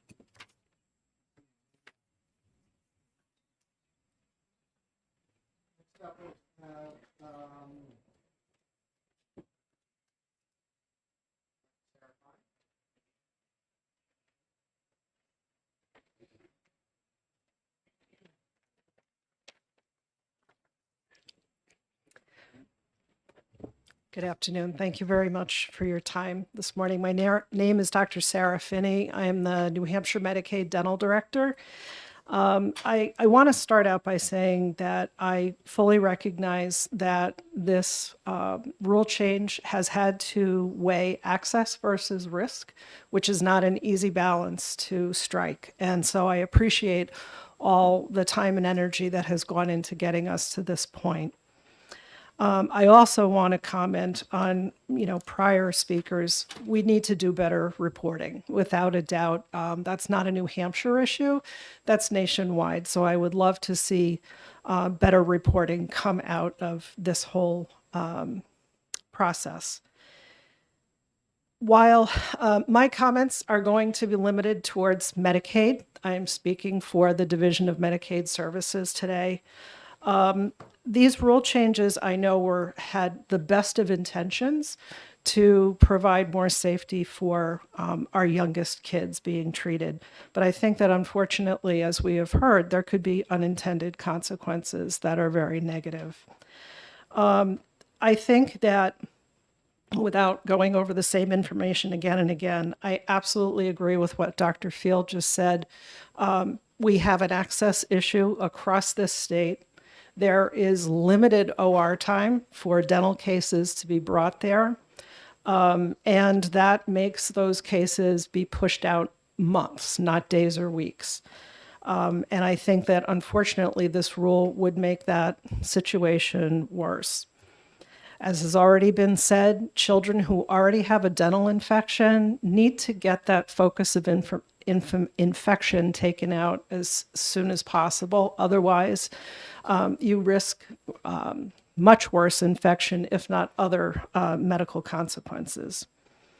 In state fiscal year 2024, which is July 1st of 2023 to June 30th of 2024, there were 187 cases of children under the age of 9 that were sedated by oral surgeons in New Hampshire. This is, Medicaid data.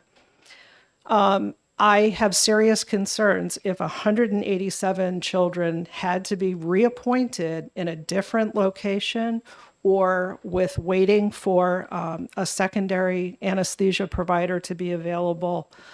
Those children are going to end up either back at the general dentist's office, if not the emergency room, requiring much more treatment and feeling much worse.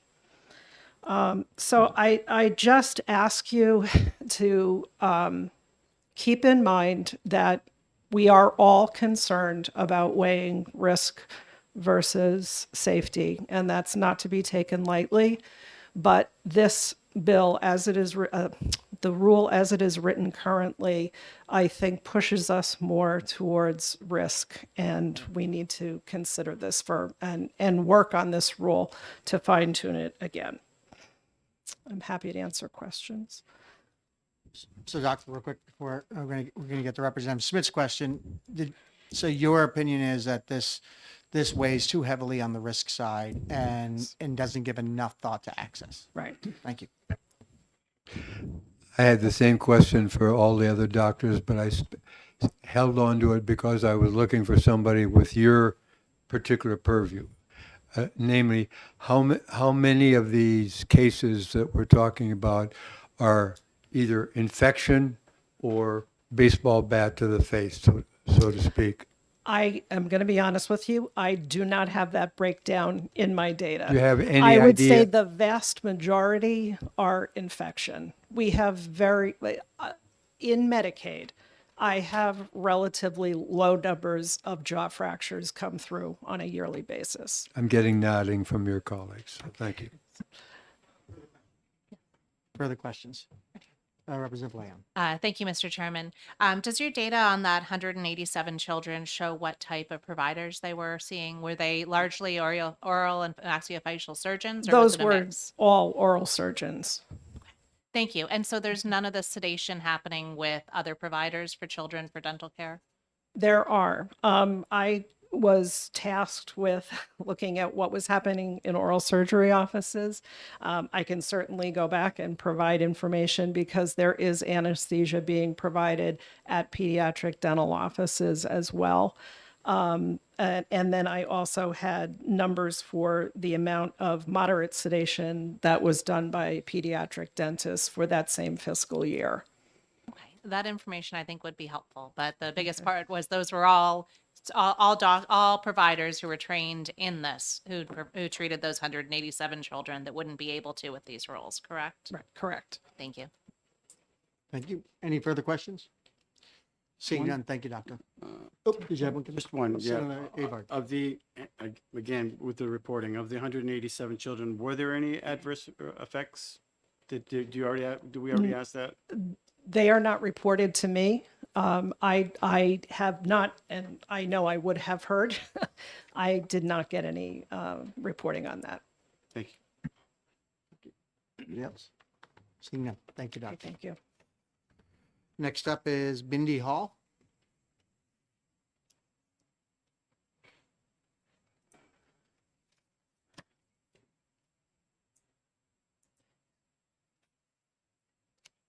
Good morning. And I first want, yes, afternoon. I first want to thank you for your time with this subject matter because it is very important and it's really, also as a mother, as previously spoken, kind of pulls at some heartstrings among myself as a pediatric dentist. Again, my name is Dr. Mindy Hall, and I'm a board certified pediatric dentist with practice locations in both Alton and Wolfboro, New Hampshire. I do serve a large majority of the North Country in New Hampshire, and over 50% of my practice is Medicaid. I do have statistics for you. I can follow up. Dr. Serafini did give me information regarding moderate sedation and moderate sedation providers in the past 3 years, actually. But in the most recent year, pediatric dentists have provided moderate sedation for over 69 patients. Oral surgeons have provided moderate sedation for 8 patients. So a total of 77, okay? In 2022, pediatric dentists performed over 110 moderate sedations. Oral surgeons provided 21 of the total of 131 claims coming through the state Medicaid department. I can testify I have done many more than that. To follow up, I am here as a public policy advocate for New Hampshire, also representing the New Hampshire Academy of Pediatric Dentistry and the American Association of Pediatric Dentistry. I'm here today to unequivocally oppose the New Hampshire Board of Dental Examiners DEN 304 proposed guidelines, specifically as it relates to pediatric minimal and moderate sedation. I currently possess an unrestricted moderate sedation permit, and for the last 17 years, I've been performing moderate sedation to patients over the age of 2 and over. My training at the University of Florida College of Dentistry was in the use of oral and nasal, intranasal moderate sedation. I have safely performed over 1,000 moderate sedations here in the state of New Hampshire since 2017. And over the course of my career, I have successfully performed with no adverse reactions over 3,000 moderate sedation cases. Suffice it to say, I have extensive experience in the use of moderate sedation in the pediatric dental office setting. I want to clarify that moderate sedation, which is much different than deep sedation, is defined by the ADA, the American Dental Association, as a drug-induced depression of consciousness during which patients respond purposefully to verbal commands. Okay, so what this means is that patients are awake for these procedures and they have bilateral communication with the doctor. This is clearly very different from being put to sleep for deep sedation or IV sedation and general anesthesia. With these proposed guidelines, as are presented in front of you today, the board is inexplicably attempting to eliminate the ability of a pediatric dentist to administer oral moderate sedation to any patients under the age of 9. This is at complete variance with the American Academy of Pediatrics and the American Academy of Pediatric Dentistry joint clinical guidelines, which have already been referred to regarding deep sedation. These guidelines do adhere to the highest safety regimen and nationally established best practices.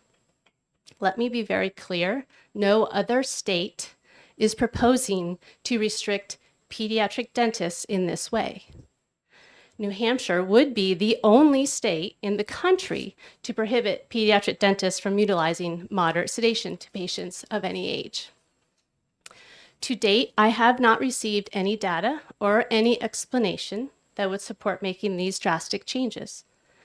What the board has done with these proposed guidelines is combine permitting guidelines for moderate sedation together with deep sedation and general anesthesia. Dentists who strictly perform moderate sedation, such as myself, would be required to apply and receive a permit for deep sedation. This is not possible, however, because we are not trained in deep sedation. Therefore, the only practitioner who could perform sedation on a patient under age 9, be it moderate sedation or deep sedation, would be an oral surgeon. Oral surgeons mainly focus on extractions for this age group when patients are beginning and experiencing pain or swelling and significant infection. And oftentimes, as you have heard, will require a hospital setting. On the other hand, pediatric dentists can treat a healthy child in the office with moderate sedation to resolve the dental issues before things get out of hand, before major swelling occurs, as you've heard from Dr. Bean, and he had to treat them in the hospital. So the child, as you can imagine, would benefit from this significantly.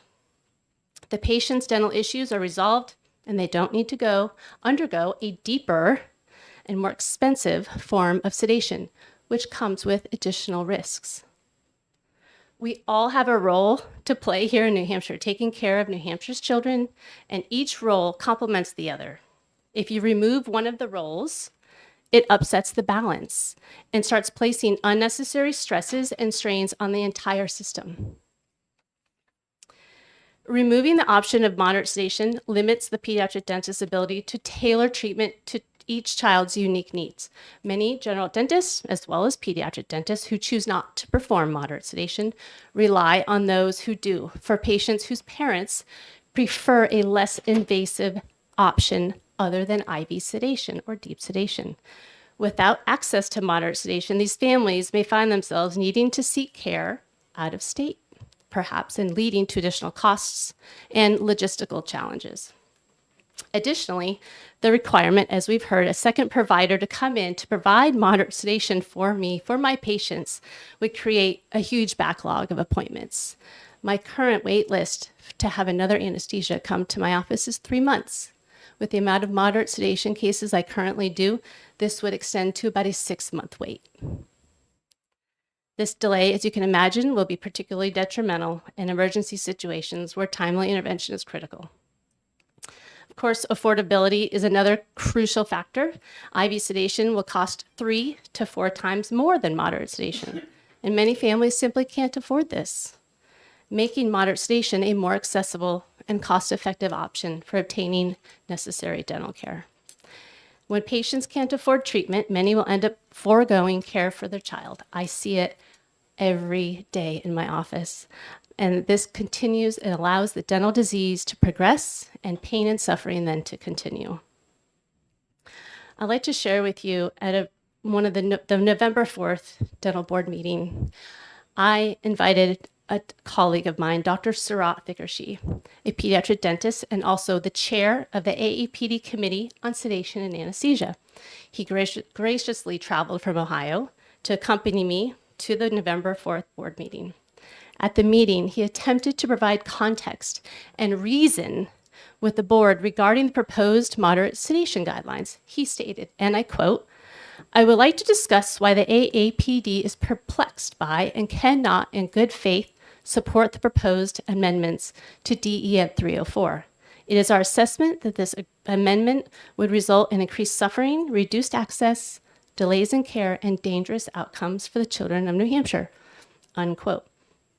He continued by adding, and I quote, "Despite the proposed regulations citing a reputable source, the ADA guidelines, New Hampshire's proposed amendment is not in alignment with these guidelines. The proposed amendment is applying deep sedation and general anesthesia educational requirements to moderate sedation, rather than aligning them with the moderate sedation educational requirements. The way in which these proposed guidelines are written is extremely misleading," unquote.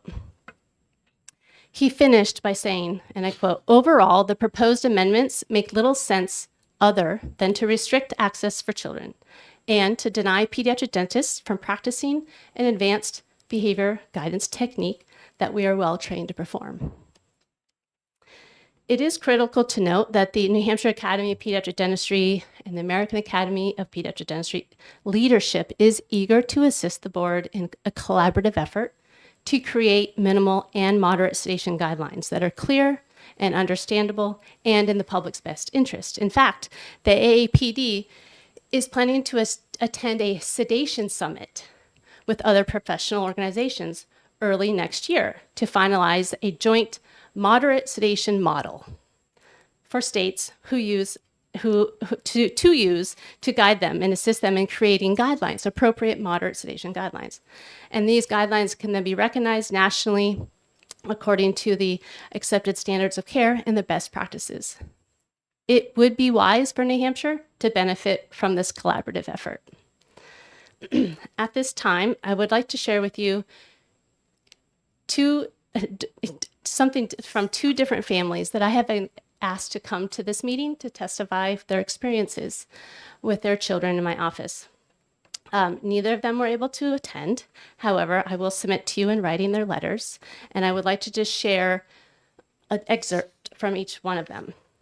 One of my patients that came to me recently, who is a special needs patient, his mother was referred to me after unsuccessful treatment at another general dental office, and she states, quote, "I am writing to express my strong support for keeping moderate sedation as an available option in pediatric dentistry.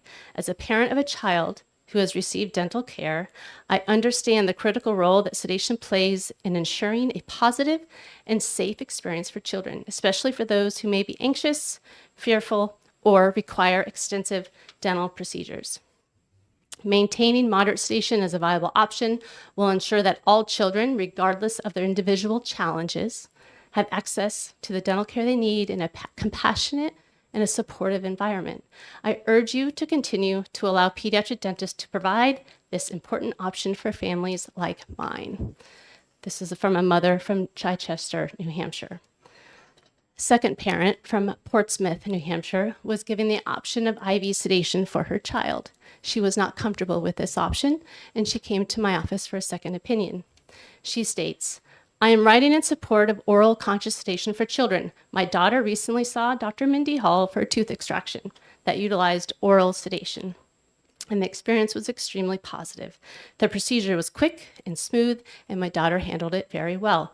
Oral conscious sedation is a much more affordable option compared to deep sedation. Additionally, it provides greater flexibility, as my daughter was able to secure an early appointment to address her cracked tooth.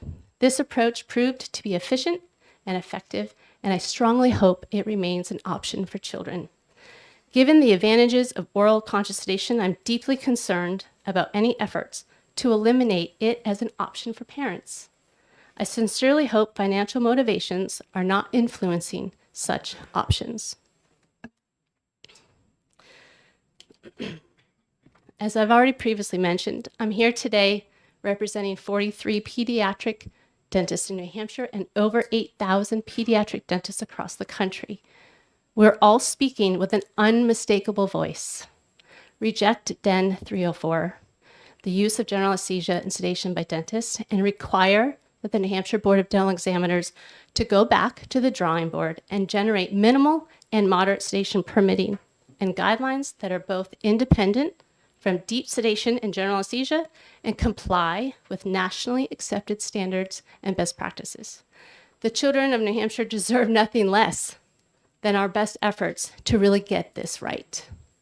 I thank you for your time and your consideration, and I would like to point out one more thing regarding the RSA rules of the Dental Practice Act and what it states in regarding minimal sedation.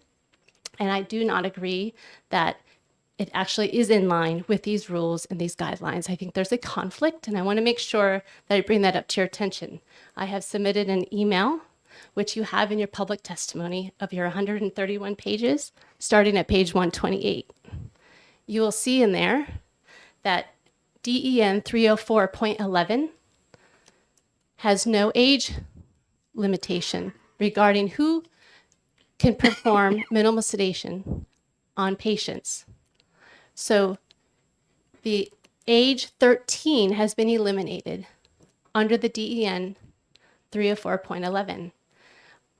So any dentist is going to be able to now give a child, any age, a drug without having permitted. So there really is no regulation in looking over these patients. According to RSA 317A12, it states in there, for pediatric minimal sedation, permitting and training is required. So if nothing else that would tell you today and make you pause, I would hope that you would really look and consider that. Thank you. Questions for the doctor? Seeing none. Thank you, doctor. So, doctor, Yes, actually, I'm just going to have one clarifying. So, again, Sure. you're here for, and Tim, I'll get you. You're here for the AAPD, right? So, yes. The American Association of Pediatric Dentists, right? Yes. So, their rule only governs having two people in a room for general and deep anesthesia only. Is that correct? Correct. But the rule that's being proposed also includes moderate in its definition. It does. Senator Muggy. Thank you, Mr. Chairman. Thank you, Doctor, for coming. Thanks for your testimony. I appreciate it. Sure. Quick question for you of your team of lovely ladies at Lakeside. How many of them are PALS or ACLS certified? So for my dental assistants, the requirement for my first and secondary dental assistants to help me in moderate sedation is that they're BLS certified. It is not required for them to be PALS certified or ACLS certified.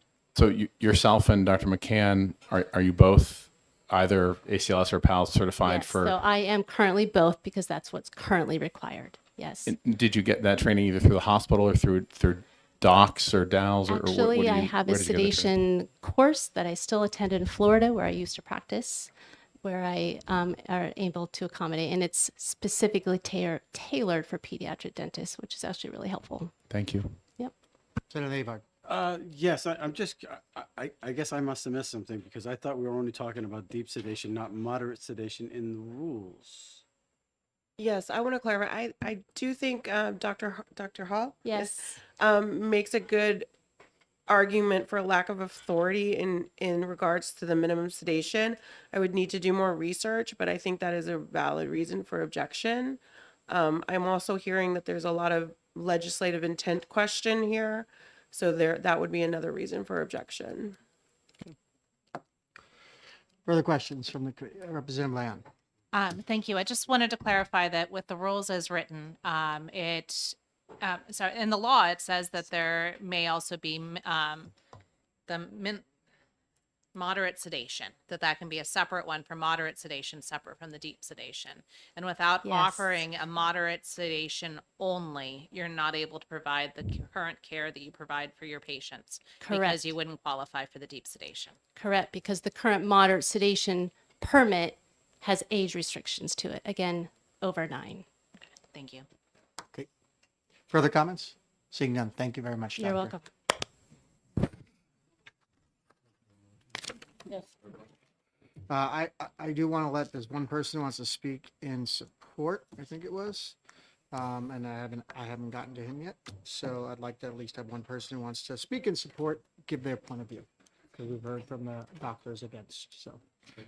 Is Dwayne here? And then if someone wants to make a motion. Hey, guys. Introduce yourself, sir. Thank you, Committee and Chair. My name is Dr. Dwayne Tebow. I'm a nurse anesthesiologist that provides anesthesia to pediatric and adult patients in dental offices throughout the state of New Hampshire. One of the big concerns that I see this board and the Board of Dentistry struggle with is the question of access to care. One of the questions that I would like to be asked is, if access to care is such an issue, the most vulnerable population that we have here in this state are the children that are on Medicaid. I would ask, how many oral surgeons take Medicaid or accept Medicaid in their office? I do, for all my patients. My understanding, there's only a handful.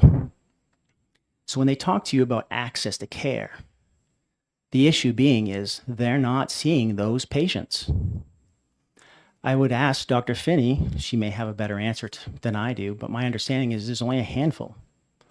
I don't know if she has a number, but with my research, there was only a handful. She might be able to get us a better number.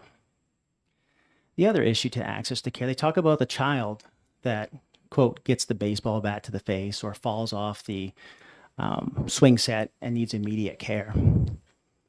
They're saying that because they wouldn't have access to care because there isn't an anesthesia provider that could perform the anesthesia and another one that would perform the surgical procedure.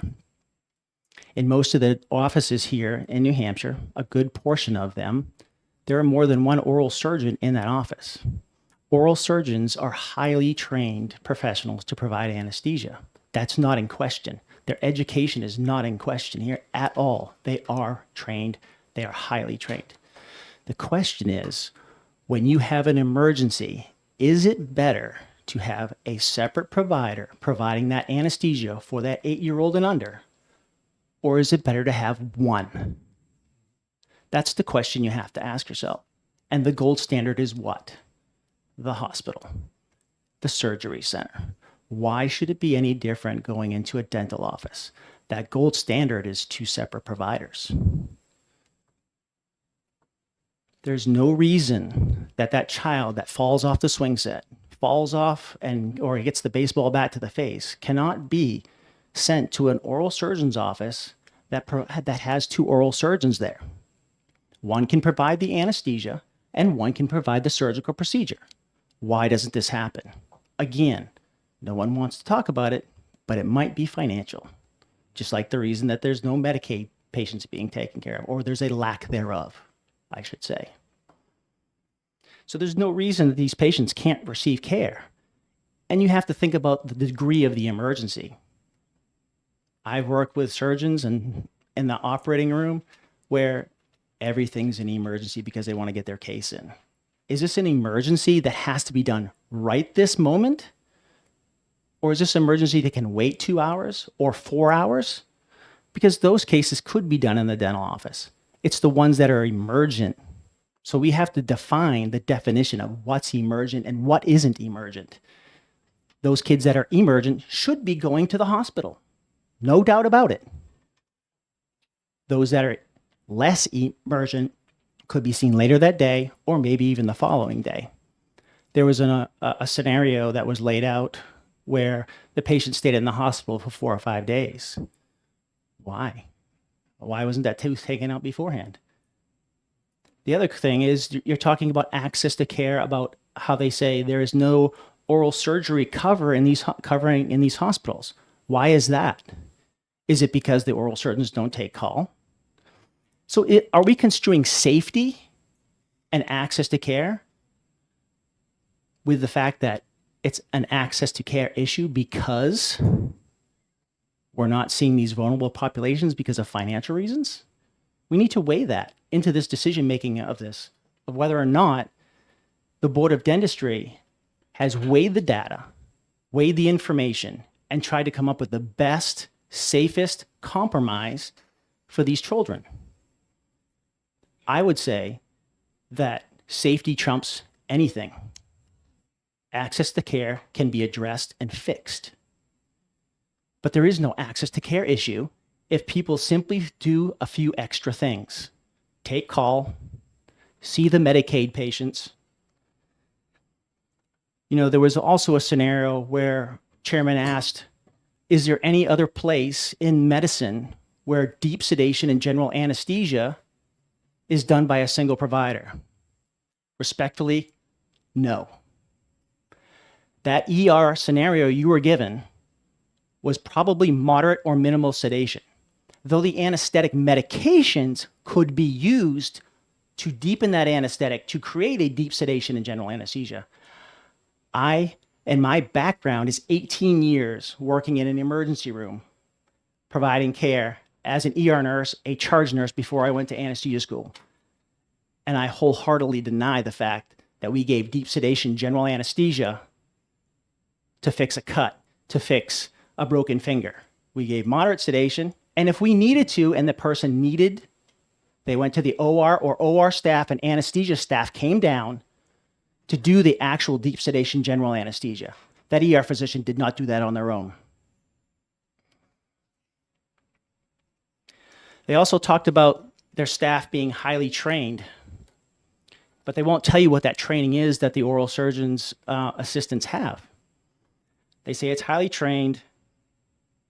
What the reality is, and it's documented, that they take a 36-hour home study course, and that's their anesthesia training. That's going to replace me or an oral surgeon or a dental anesthesiologist with a doctorate degree? I'm sorry. Prior to most of these people actually going into the dental community, they were tellers at banks. They were doing other things in the community. They don't even have there's not a standard of education out there for these dental assistants, but we'll pull a true story, a bank teller, educate them into the oral surgeon's office. 5 weeks later, have them turn around and take a 36 home study course, and now they can monitor a pediatric patient under anesthesia? Where is the safety? Where is the safety? But you're not hearing these things because they glaze over them. They actually don't tell you the nitty gritty, and not being the experts, you're relying on their expert testimony to tell you exactly what goes down in those offices. And I think we're missing some of those facts. I will say this, that if there are 187 Medicaid patients per Dr. Finney being seen by oral surgeons, I can tell you that my practice sees almost that many in and of itself. Never mind taking that 187 Medicaid patients and dispersing them over 50 providers. My practice has 3. We see over 100 patients a year. So how does that equate? The issue isn't the 187. The issue isn't even how I see 100. The issue is the fact that they don't see those patients because they don't take the insurance.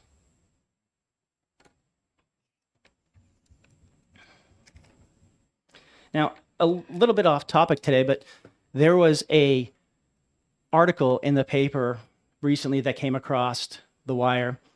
A 17-year-old died in a oral surgeon's office, taking an extraction for 1/3 molar under deep sedation general anesthesia. 17-year-old, larger airway, much more respiratory reserve, much more easier to take care of than a 8-year-old pediatric patient. These people are dying in these offices, and the reality is they're not being reported because when the families settle in court, there's an NDA done. They're not allowed to talk about it. So again, we're running into the fact that we don't have accurate data for how many this is happening to. And these are just deaths. We're not talking about the neurological impairment from being hypoxic for so long. We're not talking about any of these other things. And whether anybody in this room wants to admit it or even knows it, there have been deaths here in New Hampshire under oral surgery in an oral surgeon's office by an adult. Now we're talking about pediatric patients here. I think the board has struck a very, very, very good compromise, and I wholly support their deep sedation and general anesthesia stance. You had an oral surgeon here testifying on behalf of it. This oral surgeon was integral in researching the data, using the information, and having gone forth to the board with recommendations and other information that the board considered.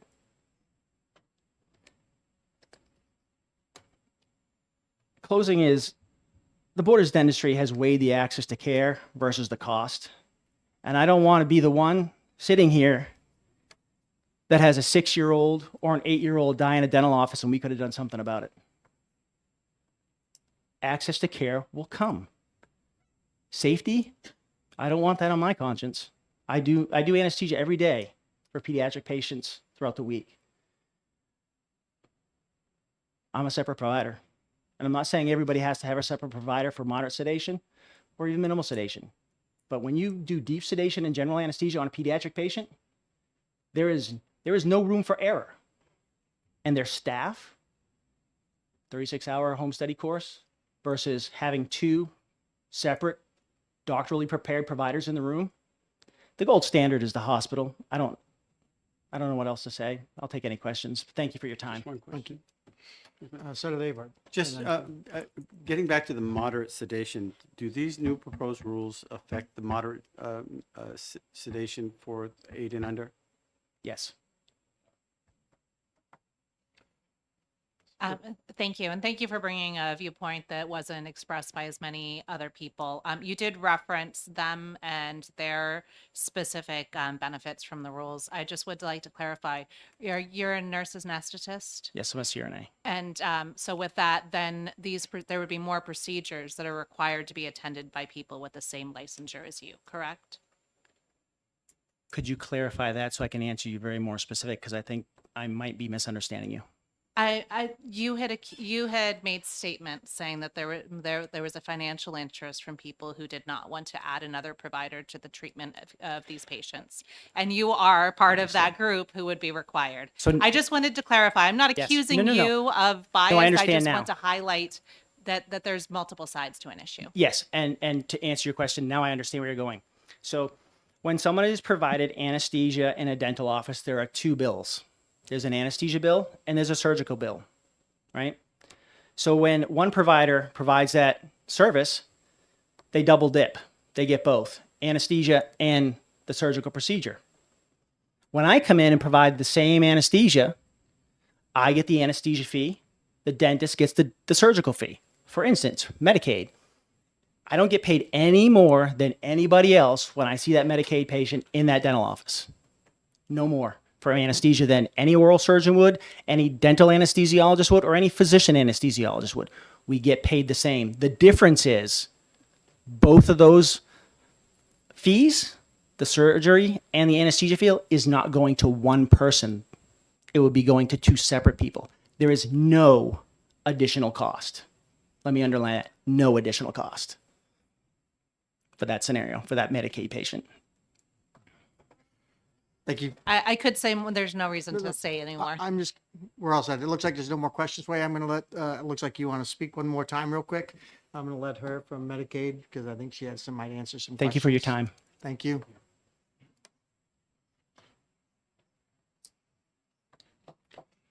I just want to clarify something that's very important. Some of the numbers that Dwayne was telling you. That 187 patients that I said to you, those are specifically children under the age of 9 who had deep sedation during fiscal year 2024. That is not the total of Medicaid covered children who were treated by oral surgeons in a year. Trust me, it is thousands and thousands more than that. So I just want you to understand, I was speaking specifically about the number of children who had deep sedation in one fiscal year. Okay. So I just had one clarification item on what you were talking about before. So the comment was made of the number of oral surgeons in the state and the number that take Medicaid, and the delta between those two. Do you have any idea what that looks like? I honestly cannot give you a number without looking at my current list. But it is more than a handful. And we also have, we have two different benefits now. There's one for children, one for adults. And we are actively recruiting to increase both of those networks, but they are much more robust today than they were 5 years ago. Thank you. Anything else, guys? Seeing none, I represent Representative McGuire. Thank you, Mr. Chair. I move to preliminarily object to this rule on the grounds it doesn't meet the public interest for not properly, well, among other things, not properly addressing the distinction between moderate and deep sedation and other issues brought up by the public testimony.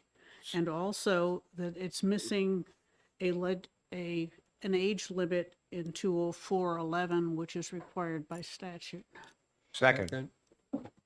Mr. Chair, just to clarify for, One second, oh, I'm sorry, go ahead. So we get the record right. So Representative McGuire made a motion to preliminary object, and it was seconded by Representative Schmidt. It was a tie-in. Or Lynn, sorry, I just heard it from over there.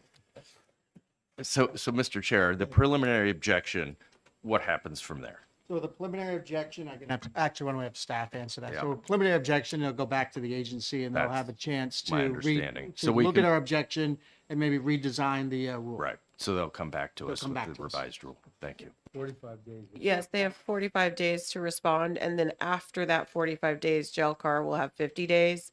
Both deadlines can be waived and extended. Any further discussion on preliminary objection? Thank you. Mr. Chairman and member, I found several areas where it did seem the legislative intent where I saw the language was different than the rules. The first being in 12A H1, the third sentence permits that exemption for oral and maxillofacial surgeons. That's permitted and it's not allowed. And if you look at the public interest and the lack of access, I thought that that specific part of the law might make sense to call out. Then also in 12AD, it allows for both general, deep, moderate permits or moderate permits, but I don't see a moderate permit that's permitted for pediatric patients.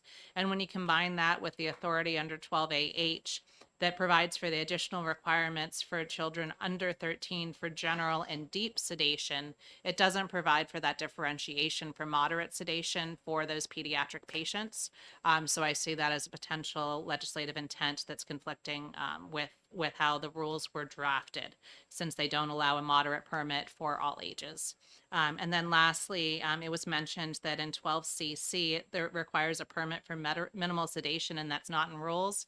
That was brought up by somebody testifying, but I didn't have a chance to look at that section. So I'm just sort of tossing that out. Okay. Did you get all that? Any further discussion? So the motion on table is to Does McGuire want to amend her objection to include what Representative comments. Last? Okay. Thank you for that. Any further discussion?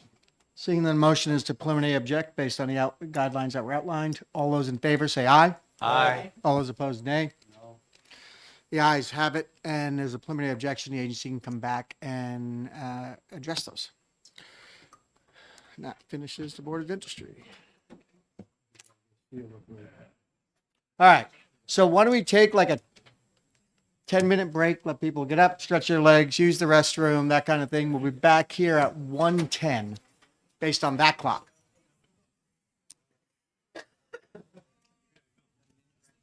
Yeah.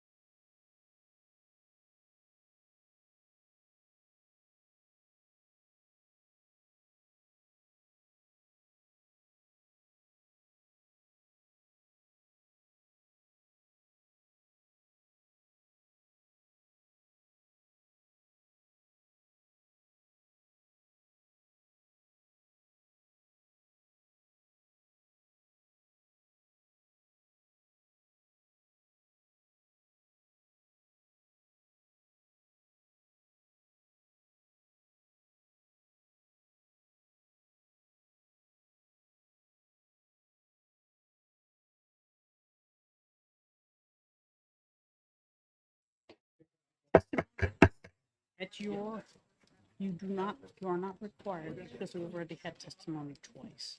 So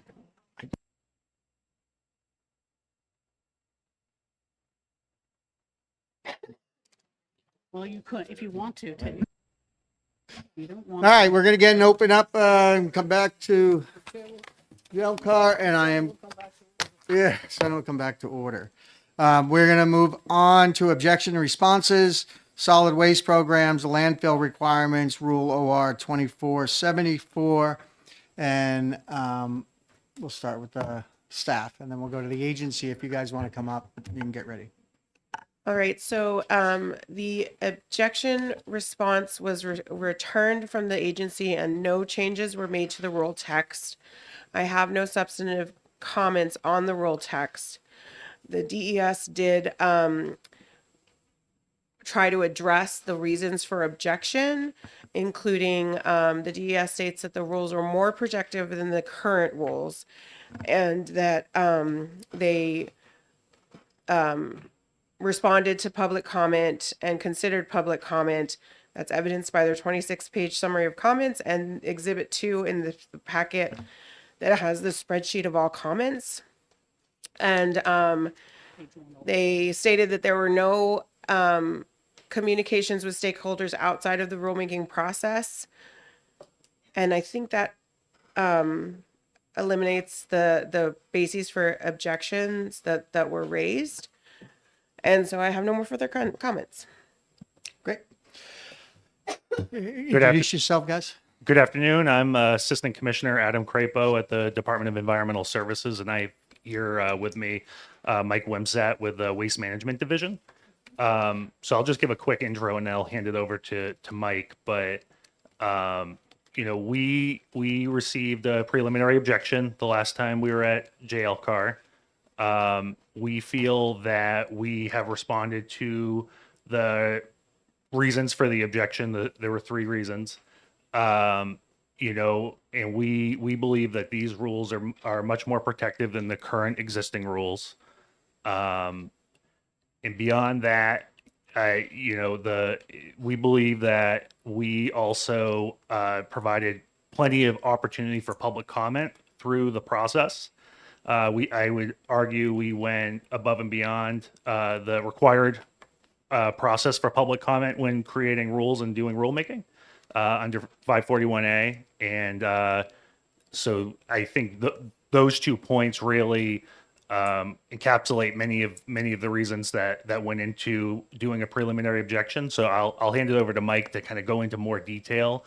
But one of the other things I would like to add is that these rules are more protective in 27 different areas, and in no case are less protective than to public health and the environment than the current existing rules. And so, Mike, I don't know if you want to go into that, or Representative McGuire. Yes, thank you. Based on that response, I would like to move to approve the rule. Second.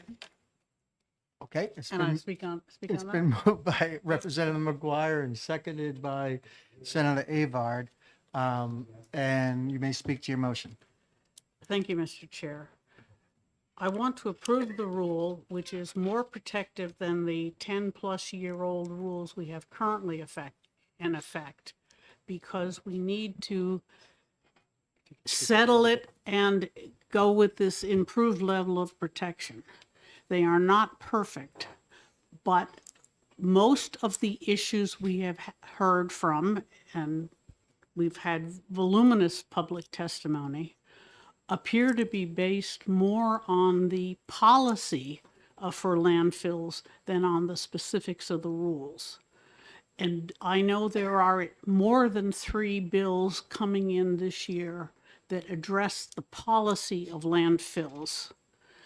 And I would like to have a better baseline in the rules before we settle the issue of the policy, any changes to the policy. And because if any of those bills pass and change the requirements, the rules will have to be updated to incorporate those changes. And that's my major purpose, is to separate the policy discussion, which is important, from the rules discussion. And JLCAR is not a policy committee. We can only go by what's currently in the laws. So that's why I moved to approve the rule. Any comments? Any comments from anybody else? Representative Schmidt. Thank you, Mr. Chairman. So I will be opposing the motion because I feel that the statement that the response of the agency to the fact that these rules are better than the existing rules, the proposed rules are better than the existing rules, is almost disrespectful to the amount of opposition that these rules have received from the public. And the fact that they may be better in a whole series of ways does not mean that better is good. Better is not a sufficient response. These rules are not protective enough, and the fact that they may be better than the existing rules is very weak in my opinion. But I want to have an opportunity for the argument to be made with regard to a number of other aspects of the opposition that we have heard and seen, but also with regard to the objection bases that Representative Leon's motion was based on, and that this committee voted unanimously in support of. So I think the agency's categorical defense of their response or non-response, as the case may be, needs to be further explored, and we need to proceed. Open to further discussion and comment. Representative Leon. Thank you, Mr. Chairman.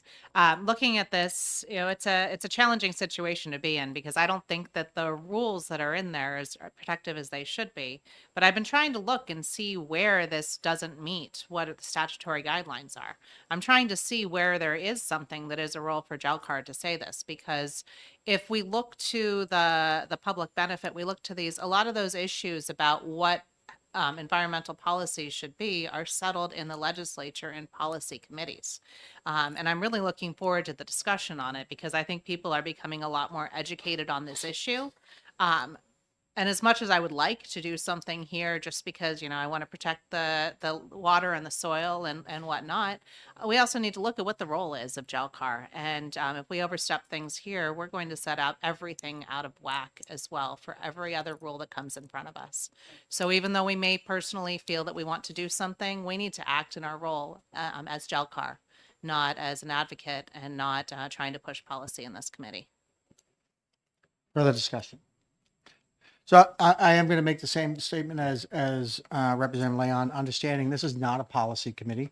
The question is, as the law was passed and the rules were drafted based on the law was passed, did they meet the conditions in terms of the law that was passed? And there's been no objection to that. Everyone thinks that it meets the minimum requirement of the law, which is one of the criteria for JLCAR's objection. So the secondary purpose is, again, the declared intent of whether or not it protects the natural environment and everything else. It's clear that these rules, while may not go as far as some want, that's a policy decision, not a discussion for this body.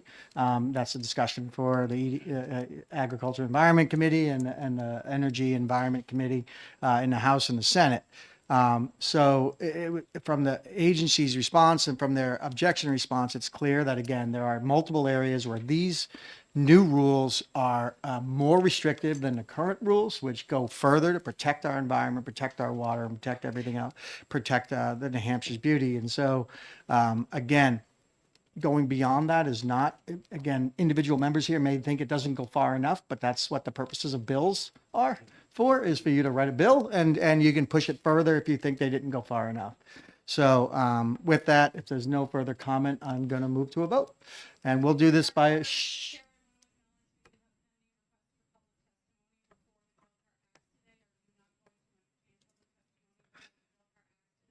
Thank you for the question. So because there was a motion made, after a motion is made, public testimony is generally not accepted in any public committee in the legislature.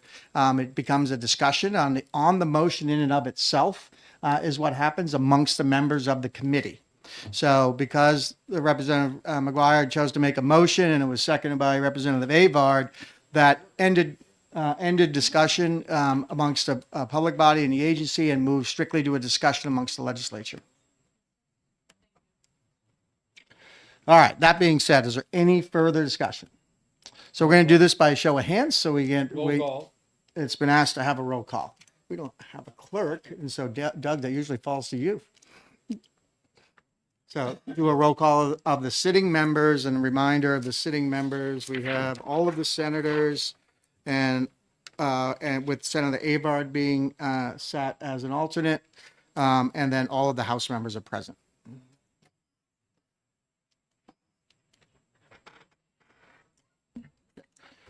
I'll make it easy for you. I'll do it. All right. We'll start with Representative Schmidt. No. Representative Lynn. Yes. Representative Leon. Yes. Representative Grote. Yes. Representative McGuire. Yes.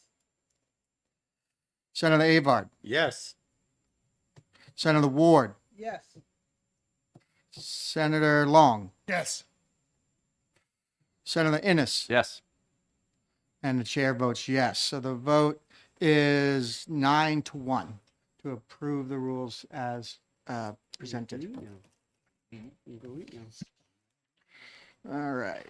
Let me go back to the agenda.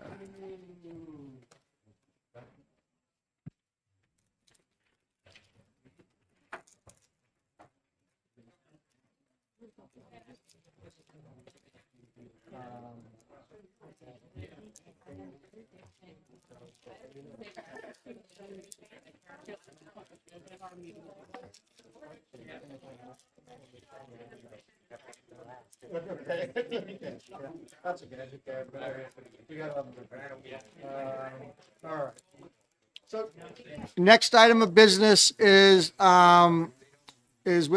Doug. We'll turn it over to you for the last item of business, number 5. Under other business, we have final proposal, cover sheet, report implementation of expired rules and the filing contained, blah, blah, blah, as well as setting our meeting dates.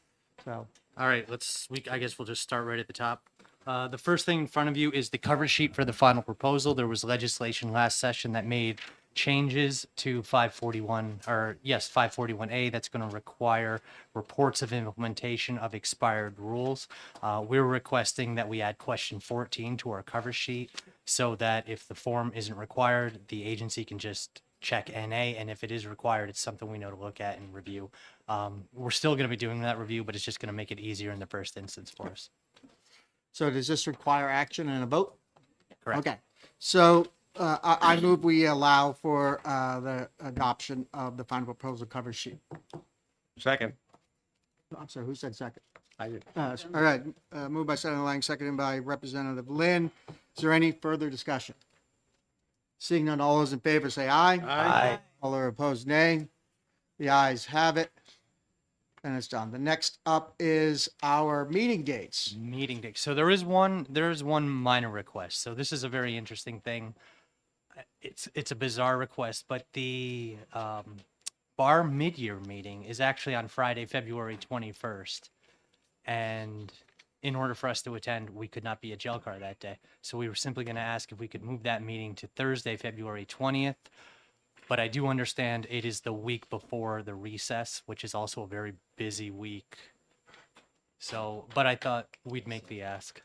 So the question is again, the Friday, the 21st of February, JLCAR, the staff has a meeting that they need to attend, so they couldn't be able to be here for that. I would like to clarify, we would like to Yeah, attend. like to attend. We don't need to be there. Nobody will miss And us. so that conflicts with our meeting date, so they're wanting to move it back, but the problem with moving it back would be that there's probably a high likelihood we're going to be meeting on the 20th on Thursday.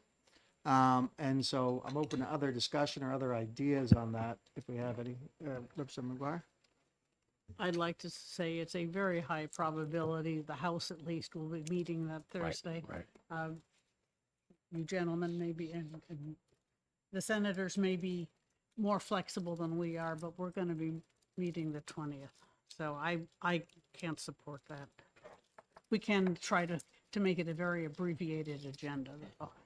Yeah, we'll work towards that. I move that we adopt the tentative meeting schedule. It's been moved and second to adopt the meeting schedule as written and presented. Any further discussion? Hearing none, all those in favor say aye. Aye. All those opposed, nay. The ayes have it. Who was the second? Oh, Last up is an emergency rule that was put in on the voluntary registry for recovery houses. And Doug is going to speak to that for us because the agency had to leave. So this was an emergency rule that was actually on the agenda last month and got pushed forward. I do want to lead with, I don't think there's any ground for objection. Essentially, the statute says that you have to use New Hampshire CAR, NAR standards, or something similar. The current rule specifically calls out the New Hampshire CORE. And so under the current rules, we wouldn't be able to do what we need to do in the state. And there's also threat of litigation because those rules are copyrighted. So basically, the department is changing the rule to adjust so that the agency selected under an RFP can proceed. Have they been selected? And then the department is going to file rules in January to make that a formal thing, official, regular rulemaking. So if members know, agencies are allowed to file emergency rules for basically two reasons, fiscal and public health. And so if there's a fiscal impact of something or a public health impact of something, need to get a rule in place right now and avoid rulemaking. They're allowed to put a temporary rule in, but as part of that process, the emergency rule, they must then open rulemaking to adopt or deal with that rule. So, and that's what, and so we would have if we didn't think that it was a public health issue, or even a financial issue with a lawsuit pending and the possibility of not meeting the requirements that Of we have to recovery have, houses, of so recovery houses. arguably you have both cases. So here. we have both cases, I think, in this case, for the agency to make an emergency rule. So there'd be no reason for us to object. Yes, can you just tell us the procedure, like how long they have to submit new rules and when we'd have to act on them? So the emergency rule would be in effect for 180 days.